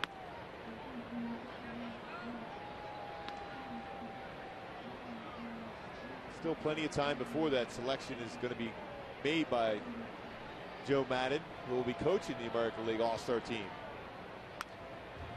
It is coming closer, though, just about a month away.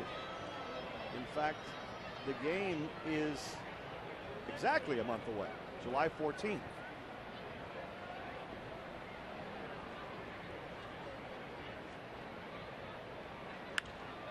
And there's a shot by Gonzalez. He hit it over the shift into right field for a base hit.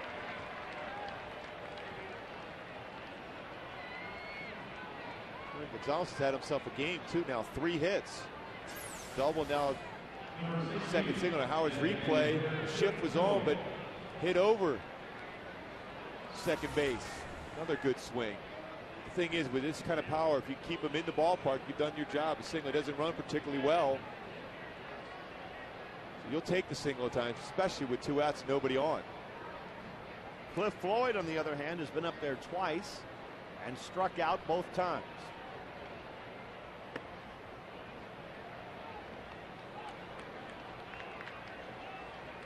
If the Angels are peaking at the scoreboard, they now can see the Dodgers leading the Rangers 6-3 in the 7th inning.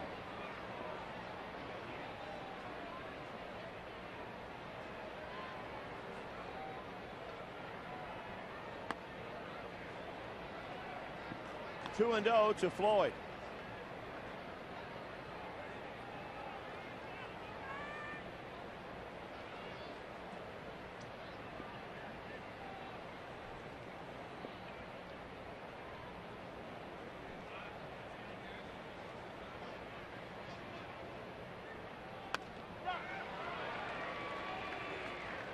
Check swing strike to Floyd.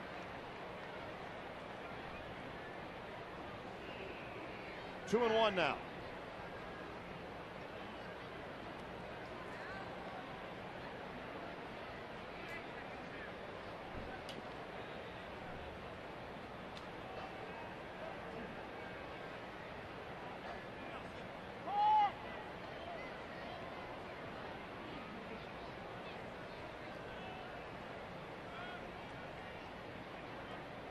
Jared's had some success on the all-speed pitch to Cliff Floyd.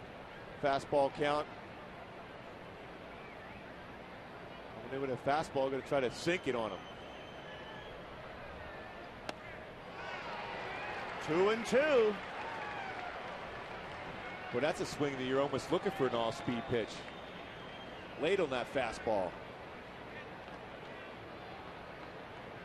Well, if you can make a hitter think and try to guess along with you as a pitcher, if you execute your pitch, you should be able to get him out. Go right back out with a fastball again.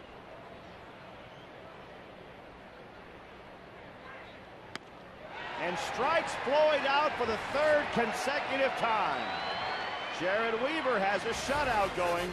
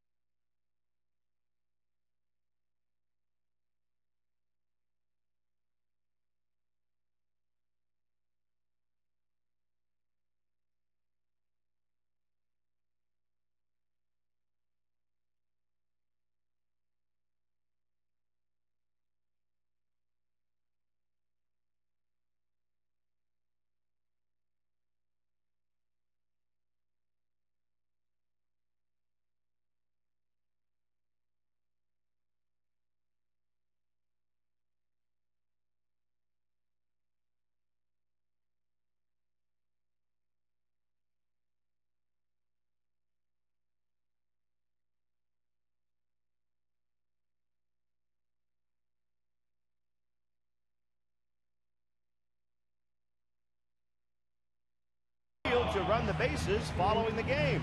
So bring the whole family out for a fun afternoon at the Big A during the Freeway Series as the Angels take on the Dodgers.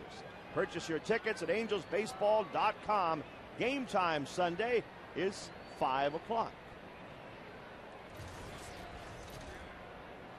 Eric Ibar leads off the bottom of the 6th inning.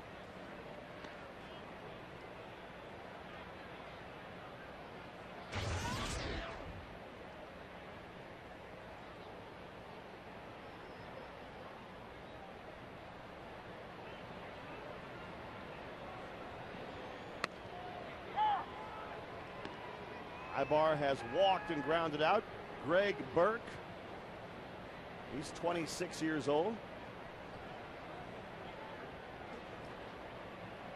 He's in his 4th season in the Padres organization. This year they invited him to Major League spring training for the first time.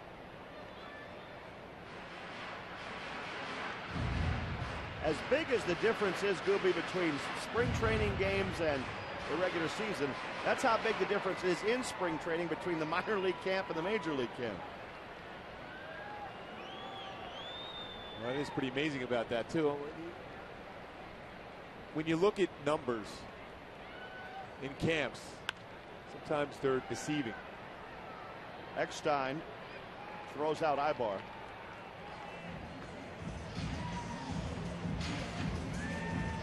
What do you mean by that? Well, just numbers itself. I mean, how, guys put up big numbers. In Cactus League games. Cactus League games, yeah. In Grapefruit League, you're going to see much better numbers on the pitching side. So sometimes you're thinking the guy's only hit 260, 270 in spring training. It might be different once the season starts. But then, the weather's perfect. It's a little bit different.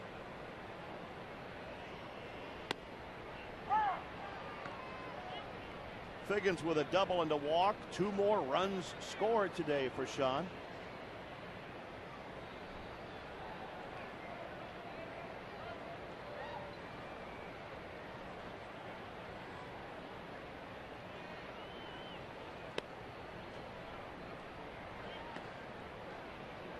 The the starter today for the Padres, Chris Young, pitched in college at Princeton.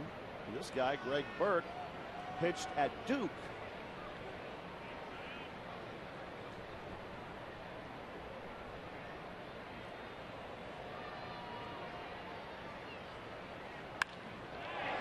Figgins hits a line drive, and it skips away from Giles. Figgins into second base.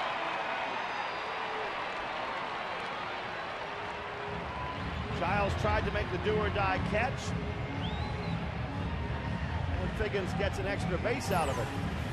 Couple doubles on the game for John Figgins and a walk also. Nice try by Brian Giles. One of those tough plays, he come diving in.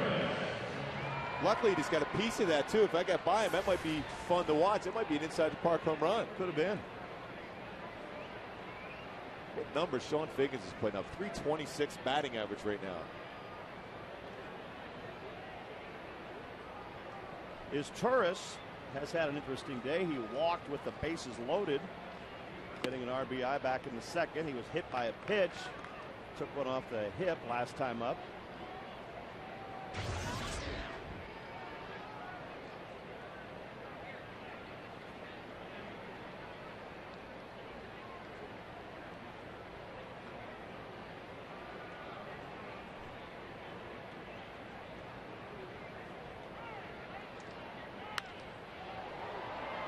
In the air to left field.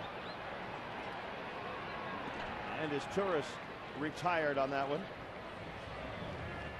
Torrey Hunter had quite a night last night.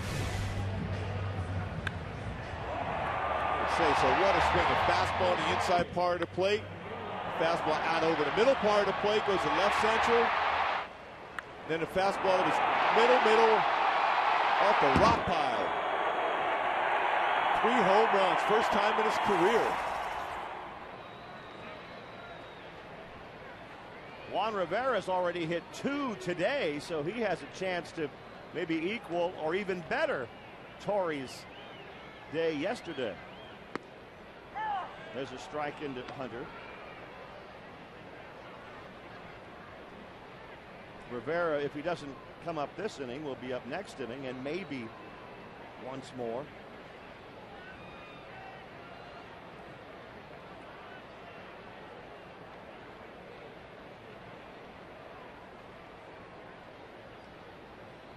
0-1 to Torrey.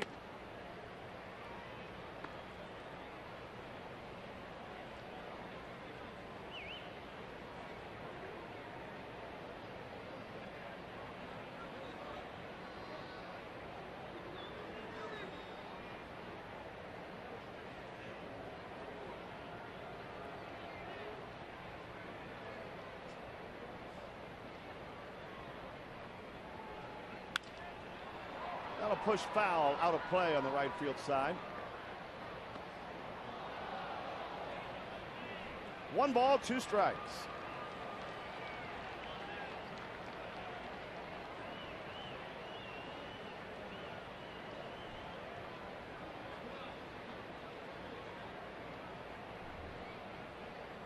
Both the Chicago teams won today, in case you're interested. White Sox 5-4 over the Brewers. The Cubs 3-2 over the Twins. Cubbies have been a disappointment so far this year. On a half swing, Torrey Hunter strikes out. And after 6 innings here, it's 6-0 Angels.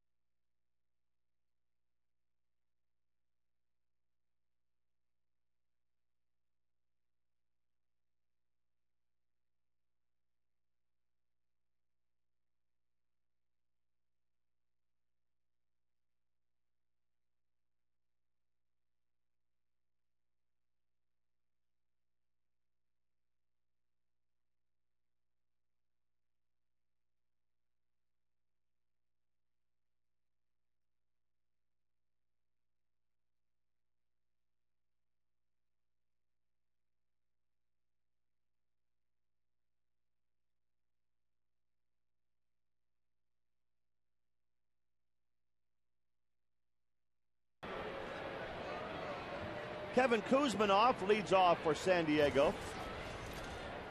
With all the offense the Angels have had the last 3 days, one thing getting lost is how good the pitching has been. Jared Weaver with a 4-hit shutout going right now.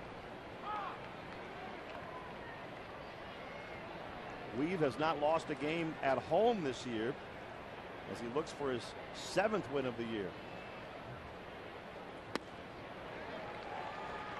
And gets ahead of Kuzminoff 0-2. The ability to throw that changeup to right-handed batters and left-handed batters. Jared Weaver can command that pitch along with his fastball. His curveball has been very good today. His slider been solid also.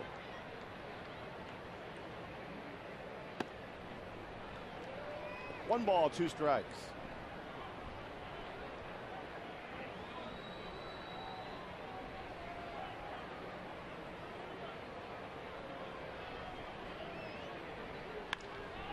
Kuzminoff lines one into right field, and Matthews hangs in there against the sun to make the catch.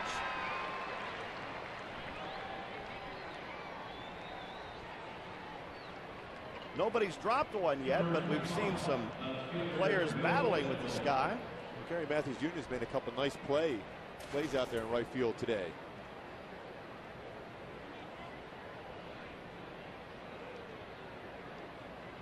Will Venable for the Padres. Takes up high, ball 1.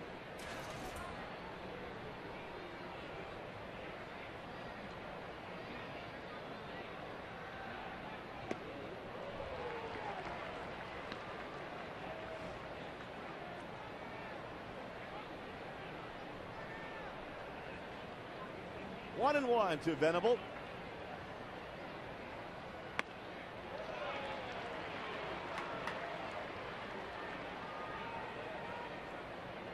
One ball, 2 strikes. Henry Blanco on deck for the Padres, who have only 4 hits tonight or today and no runs scored. The Angels looking for the sweep of this series, trying to bring some good momentum up to the Bay Area, where they'll play the Giants beginning tomorrow night. On the ground to first, short hop by Henry Morales, who gets to the bag in plenty of time. Tough play in between hops for Kenny Morales. Came in to make the nice scoop. Routine out at first base. That's a tough play. In between hops, come in there, scoop it up. Step on the bag, get the out.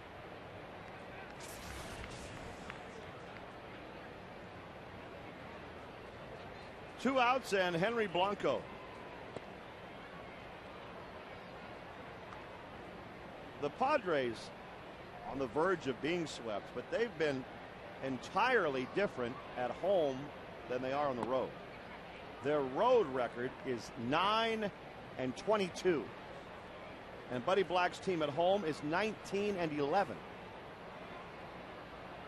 They just can't get going away from Petco Park. I think overall, Bud Black's done a nice job with this club. Consider what they look like at spring training and coming into season. Look like a club that could lose 100 games. We had a 10-game win streak for him at one point during the year. Was he a guy? There are so many players. People say, "Oh, he'll be a manager someday." You played with Buddy Black in Kansas City. Was he that sort of guy? Definitely, and a great communicator, which is so important for a manager. I think, but a lot of times you think, well, would he be given a chance because he was a pitcher? And a lot of times, general managers and owners, they stay away from a pitcher being a manager. But he knows the game so well, and he's also played under some very good managers. And he's also coached under a great manager in Mike Scioscia, so he watched. He's very observant. So I knew he was going to make a good manager, but I was just wondering if he was going to be given a chance or not. Well, we knew it from the time he started coaching here. He had some interviews before the Padres hired him, but he sure seemed like he had a great chance at that point. I know Seattle wanted him, Boston wanted him, Cleveland, I think, and Cleveland too. He's definitely, if somewhere down the road, he's going to make an excellent general manager too. He talked about that to me a long time ago, how he would love to do that also.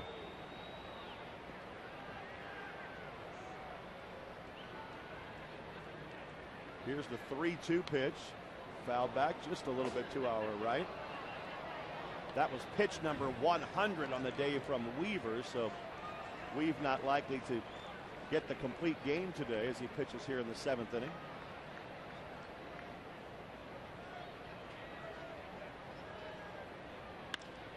And that ball's well hit into left center field. It sends Juan Rivera back.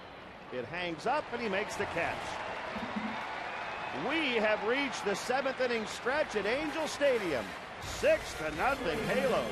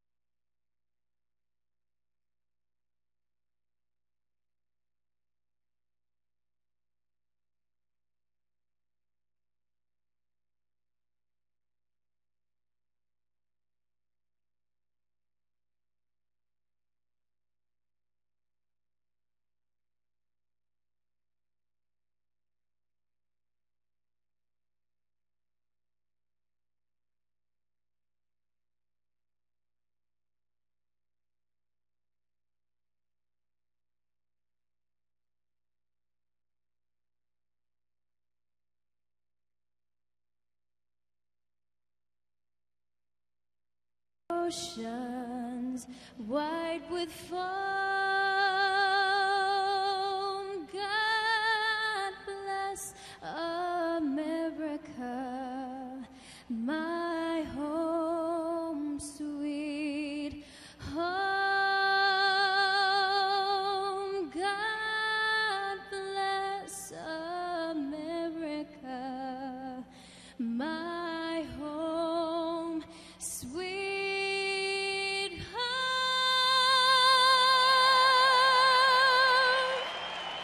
Lorelei Cinco with the singing here in the 7th inning stretch. She's been singing the anthem here for a long time. And we get to the bottom of the 7th with the Angels enjoying the lead over the Padres of 6-0.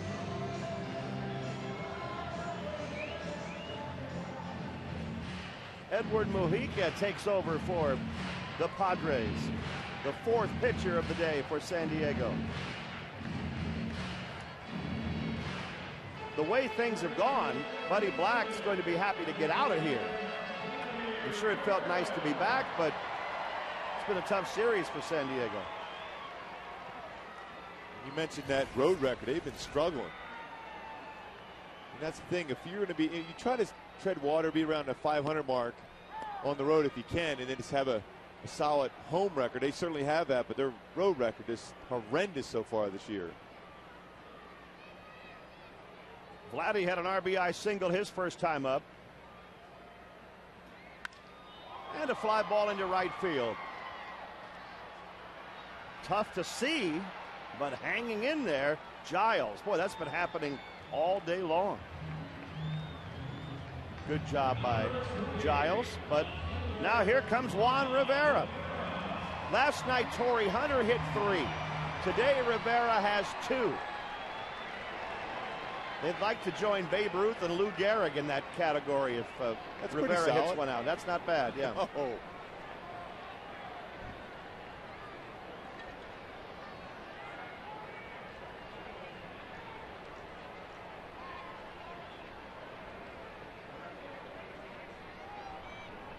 But Mujica's been doing very well out of the bullpen. He's allowed no runs in 15 of his last 16 outings. He's got a good fastball, 88 to 94, so he'll provide some power if Juan could square up that baseball. He had a chance there. He was thinking about it right there. He was, and that was a pitch to hit. Third inning, a hanging curveball. Juan hits out into the bullpen. Next time up, a fastball. Juan's able to get his arms extended again. Left central.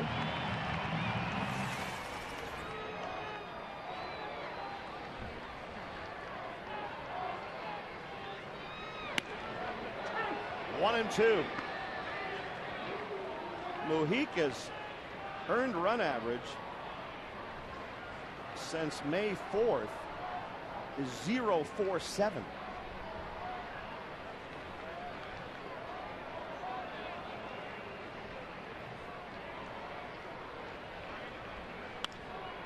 And Rivera hit it in the air, but not deep enough. Tony Gwynn's right there to make the play.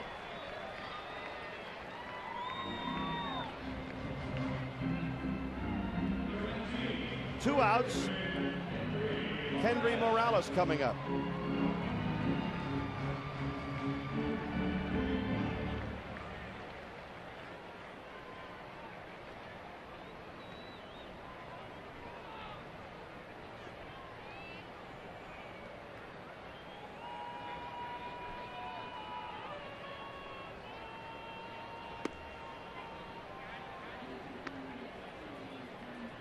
Kendry has a walk and a double in today's ball game.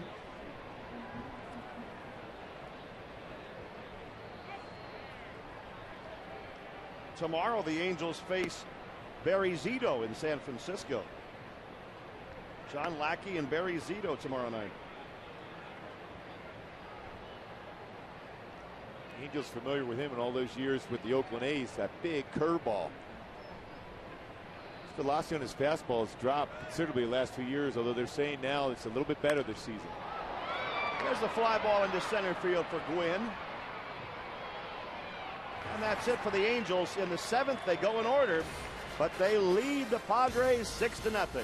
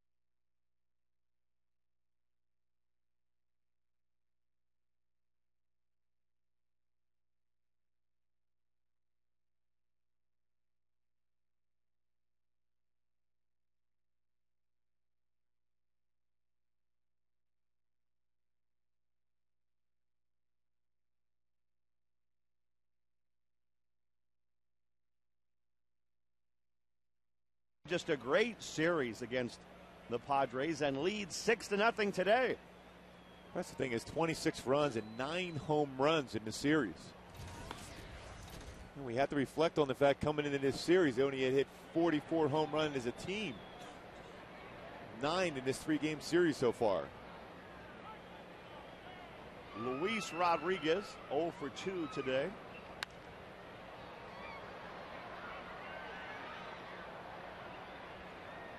Jared Weaver hanging in there over the 100 pitch mark at the moment.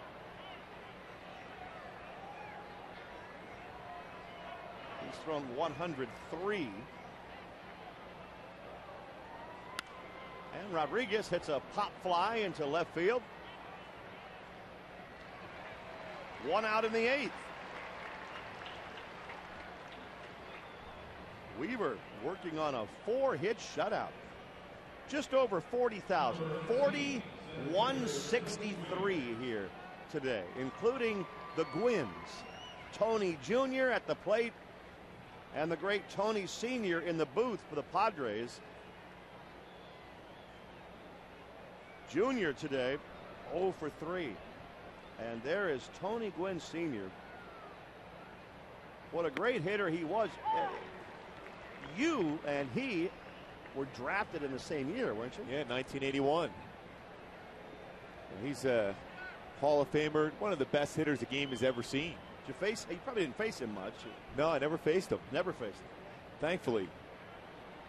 But did appear in an All-Star game here at the Big A, right? Yeah, 1989. We were both members of the All-Star team. He was a National League All-Star, and I was fortunate enough to be an American League All-Star in that classic last All-Star game that was played here, Big A, before next year when the All-Star game is here in 2010. Was that the game where Nolan came back for the first time and got that amazing ovation as he walked like a gunslinger in from the bullpen in right field? Yeah, it was awesome because I was down in the bullpen talking his ear off for a couple innings before he came in. He followed Dave Stewart, who started that game, and Bo Jackson hit that home run. And many people talk about the fact is base hit. Junior with a shot down the line. And it's a 1-out double for Tony Gwynn Jr.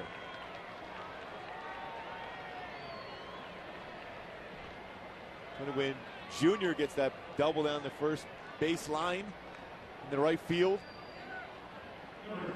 Another good swing. Was able on that off-speed pitch. Originally he was going forward. Was able to get his hands back and go through the zone to get that double down the right field line. But also after Bo Jackson hit that home run, Wade Boggs hit a home run right after him. Everyone that gets lost in the shuffle because Bo's home run was colossal here. Oh, was it ever? And the All-Star game returns to the Big A next year as Eckstein fouls one back. But get back for a second to talking Nolan Ryan's ear off in the bullpen. You were still a pretty young pitcher. Yeah, it's Kevin Jepson getting up in the bullpen. Yeah, I sat there and asked him how he was able to keep the velocity on his fastball from the first inning through the 9th inning. And clearly you're able to do that with 7 no-hitters. And his big thing was Eckstein lines one to left, but Rivera is there for the second out. Big thing for him was the fact is he kept his lower body so strong. He lifted a lot of weights with his legs, did a lot of long distance running. But after his long distance running of, say you run 12 line and liners, that's from pole to pole. His big theory, when you're exhausted, that's when you run sprints, 60-yard sprints as hard as you could to the point where you were completely exhausted. That's how you were able to keep your strength in your leg, be able to get that push off the pitching rubber, to be able to have that velocity in the 9th inning, similar to what you had in the first inning. Well, it wasn't an accident that he was still pitching in the upper 90s at about age 45. He put the work in. And I'm sure by the time he was in the game, he was happy that I wasn't around to keep bugging him. Right? As soon as I got out of the game, I went right upstairs in the clubhouse and started asking the same thing. I go, so what things did you do as far as weights for your legs? So he showed me that, too. That was fun. What a great human being he is. Oh, yeah. Ryan Giles up there for the Padres.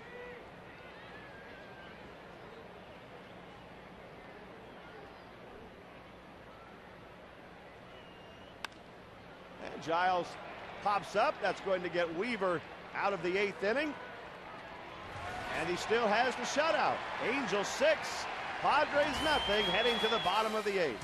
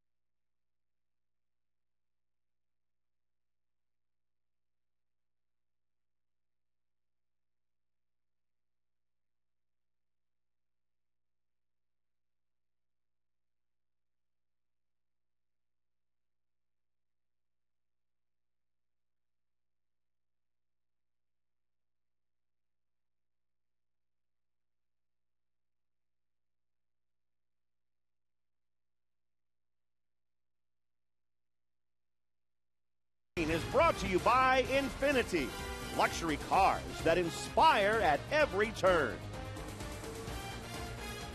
And the Angels go to the bottom of the 8th inning, leading the Padres 6-0.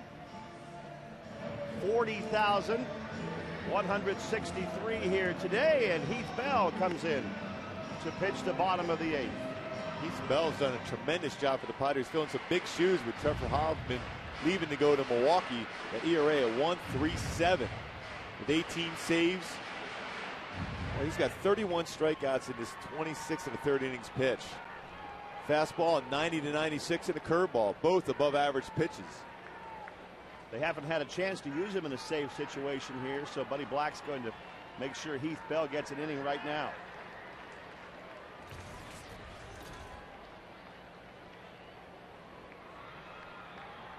The Padres have tomorrow off and then play at home against Seattle starting Tuesday. First pitch to Gary Matthews in there for strike one.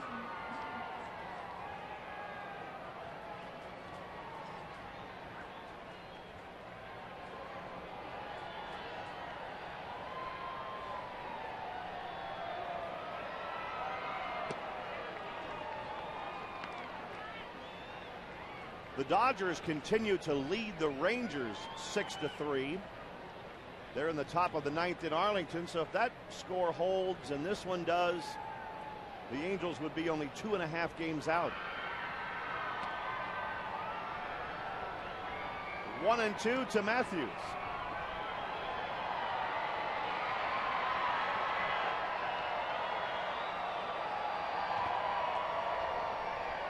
So the Padres will get a little bonus.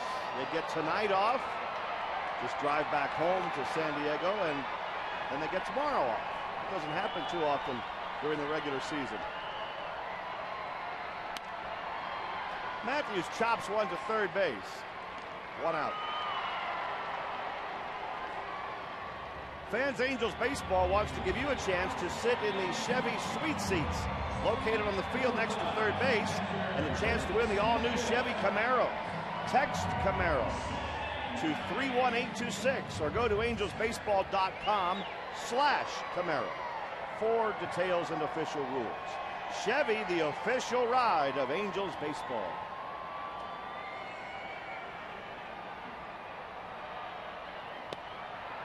Jeff Mathis up there now to face Heath Bell.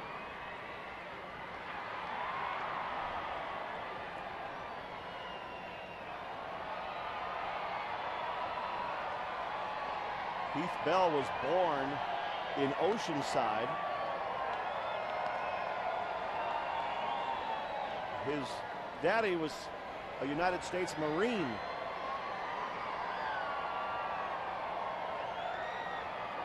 Lives in Florida now.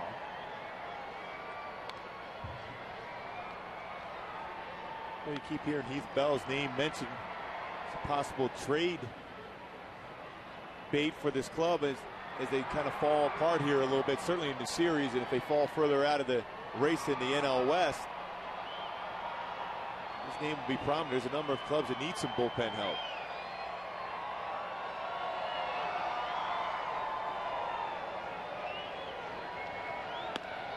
He strikes out Mathis.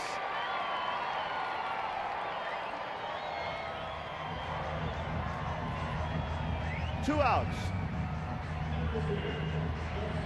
Eric Ibar coming up.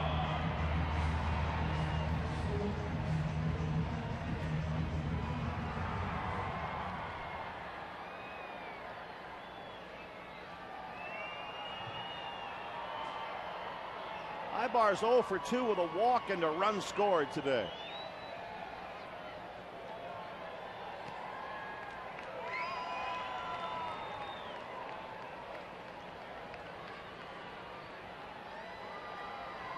The hits have been fairly even. 7 hits for the Angels, 5 for San Diego. But it's 6-0 Angels.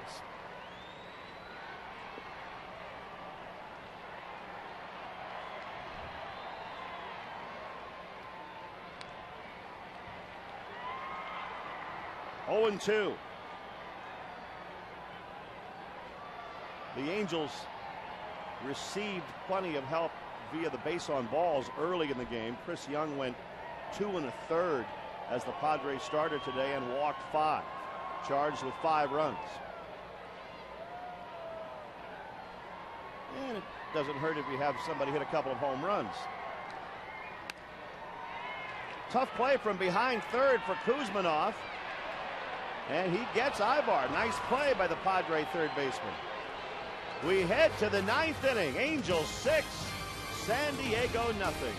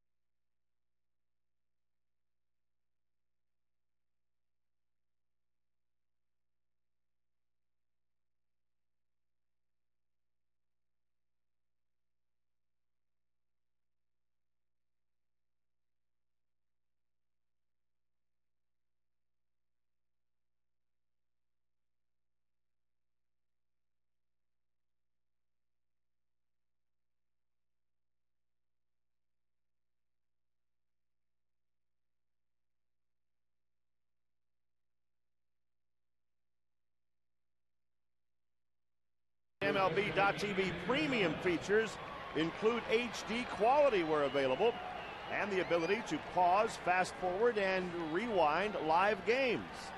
Visit angelsbaseball.com where baseball is always on. Jared Weaver with 113 pitches going into the 9th inning, trying to finish it off, Gooby. Trying to get that shutout. He's never had one. He's got 2 complete games this year. Never had any coming into this season. He's got to get the guy who's got 3 hits already against him. Adrian Gonzalez, 3 for 3 today, but Weaver's ahead 0-2.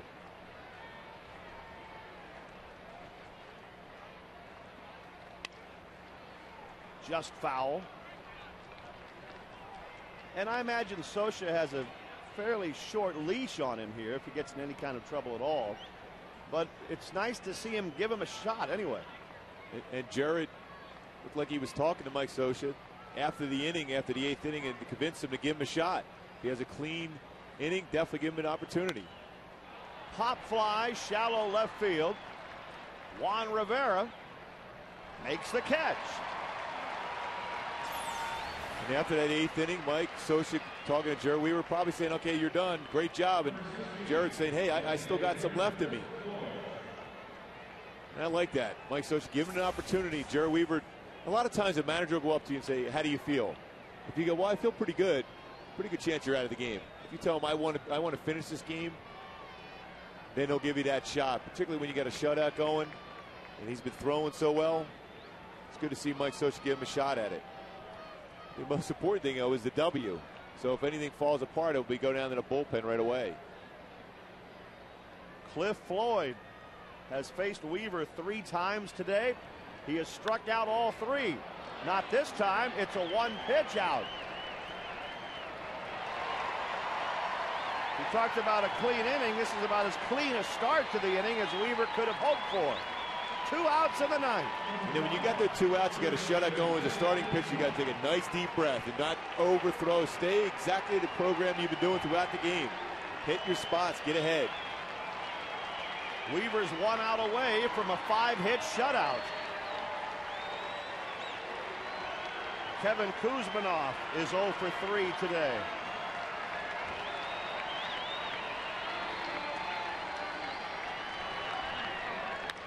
And he pops it up. Playable for Kendry Morales. Behind him comes his Tourist to catch it, and Jared Weaver finishes it up. A shutout for Weave, a sweep for the Angels. Just another Halo victory. Boy, we talked about a clean inning. Boy, that's Mr. Clean. Jared Weaver dealing, got through there, shutout. Juan Rivera provided a couple home runs. Torrey Hunter with that big hit, drove in 2 runs. The defense was there, and what a series against the Padres. They responded to Mike Scioscia's challenge after that game down in Tampa. Hopefully they'll keep this going on when they go to San Francisco. But this reflect and say this is a great series. 9 home runs as a team, 26 runs. Outstanding defense and pitching throughout. But Weaver with the shutout, first career shutout for Jared Weaver, a 5-hit shutout.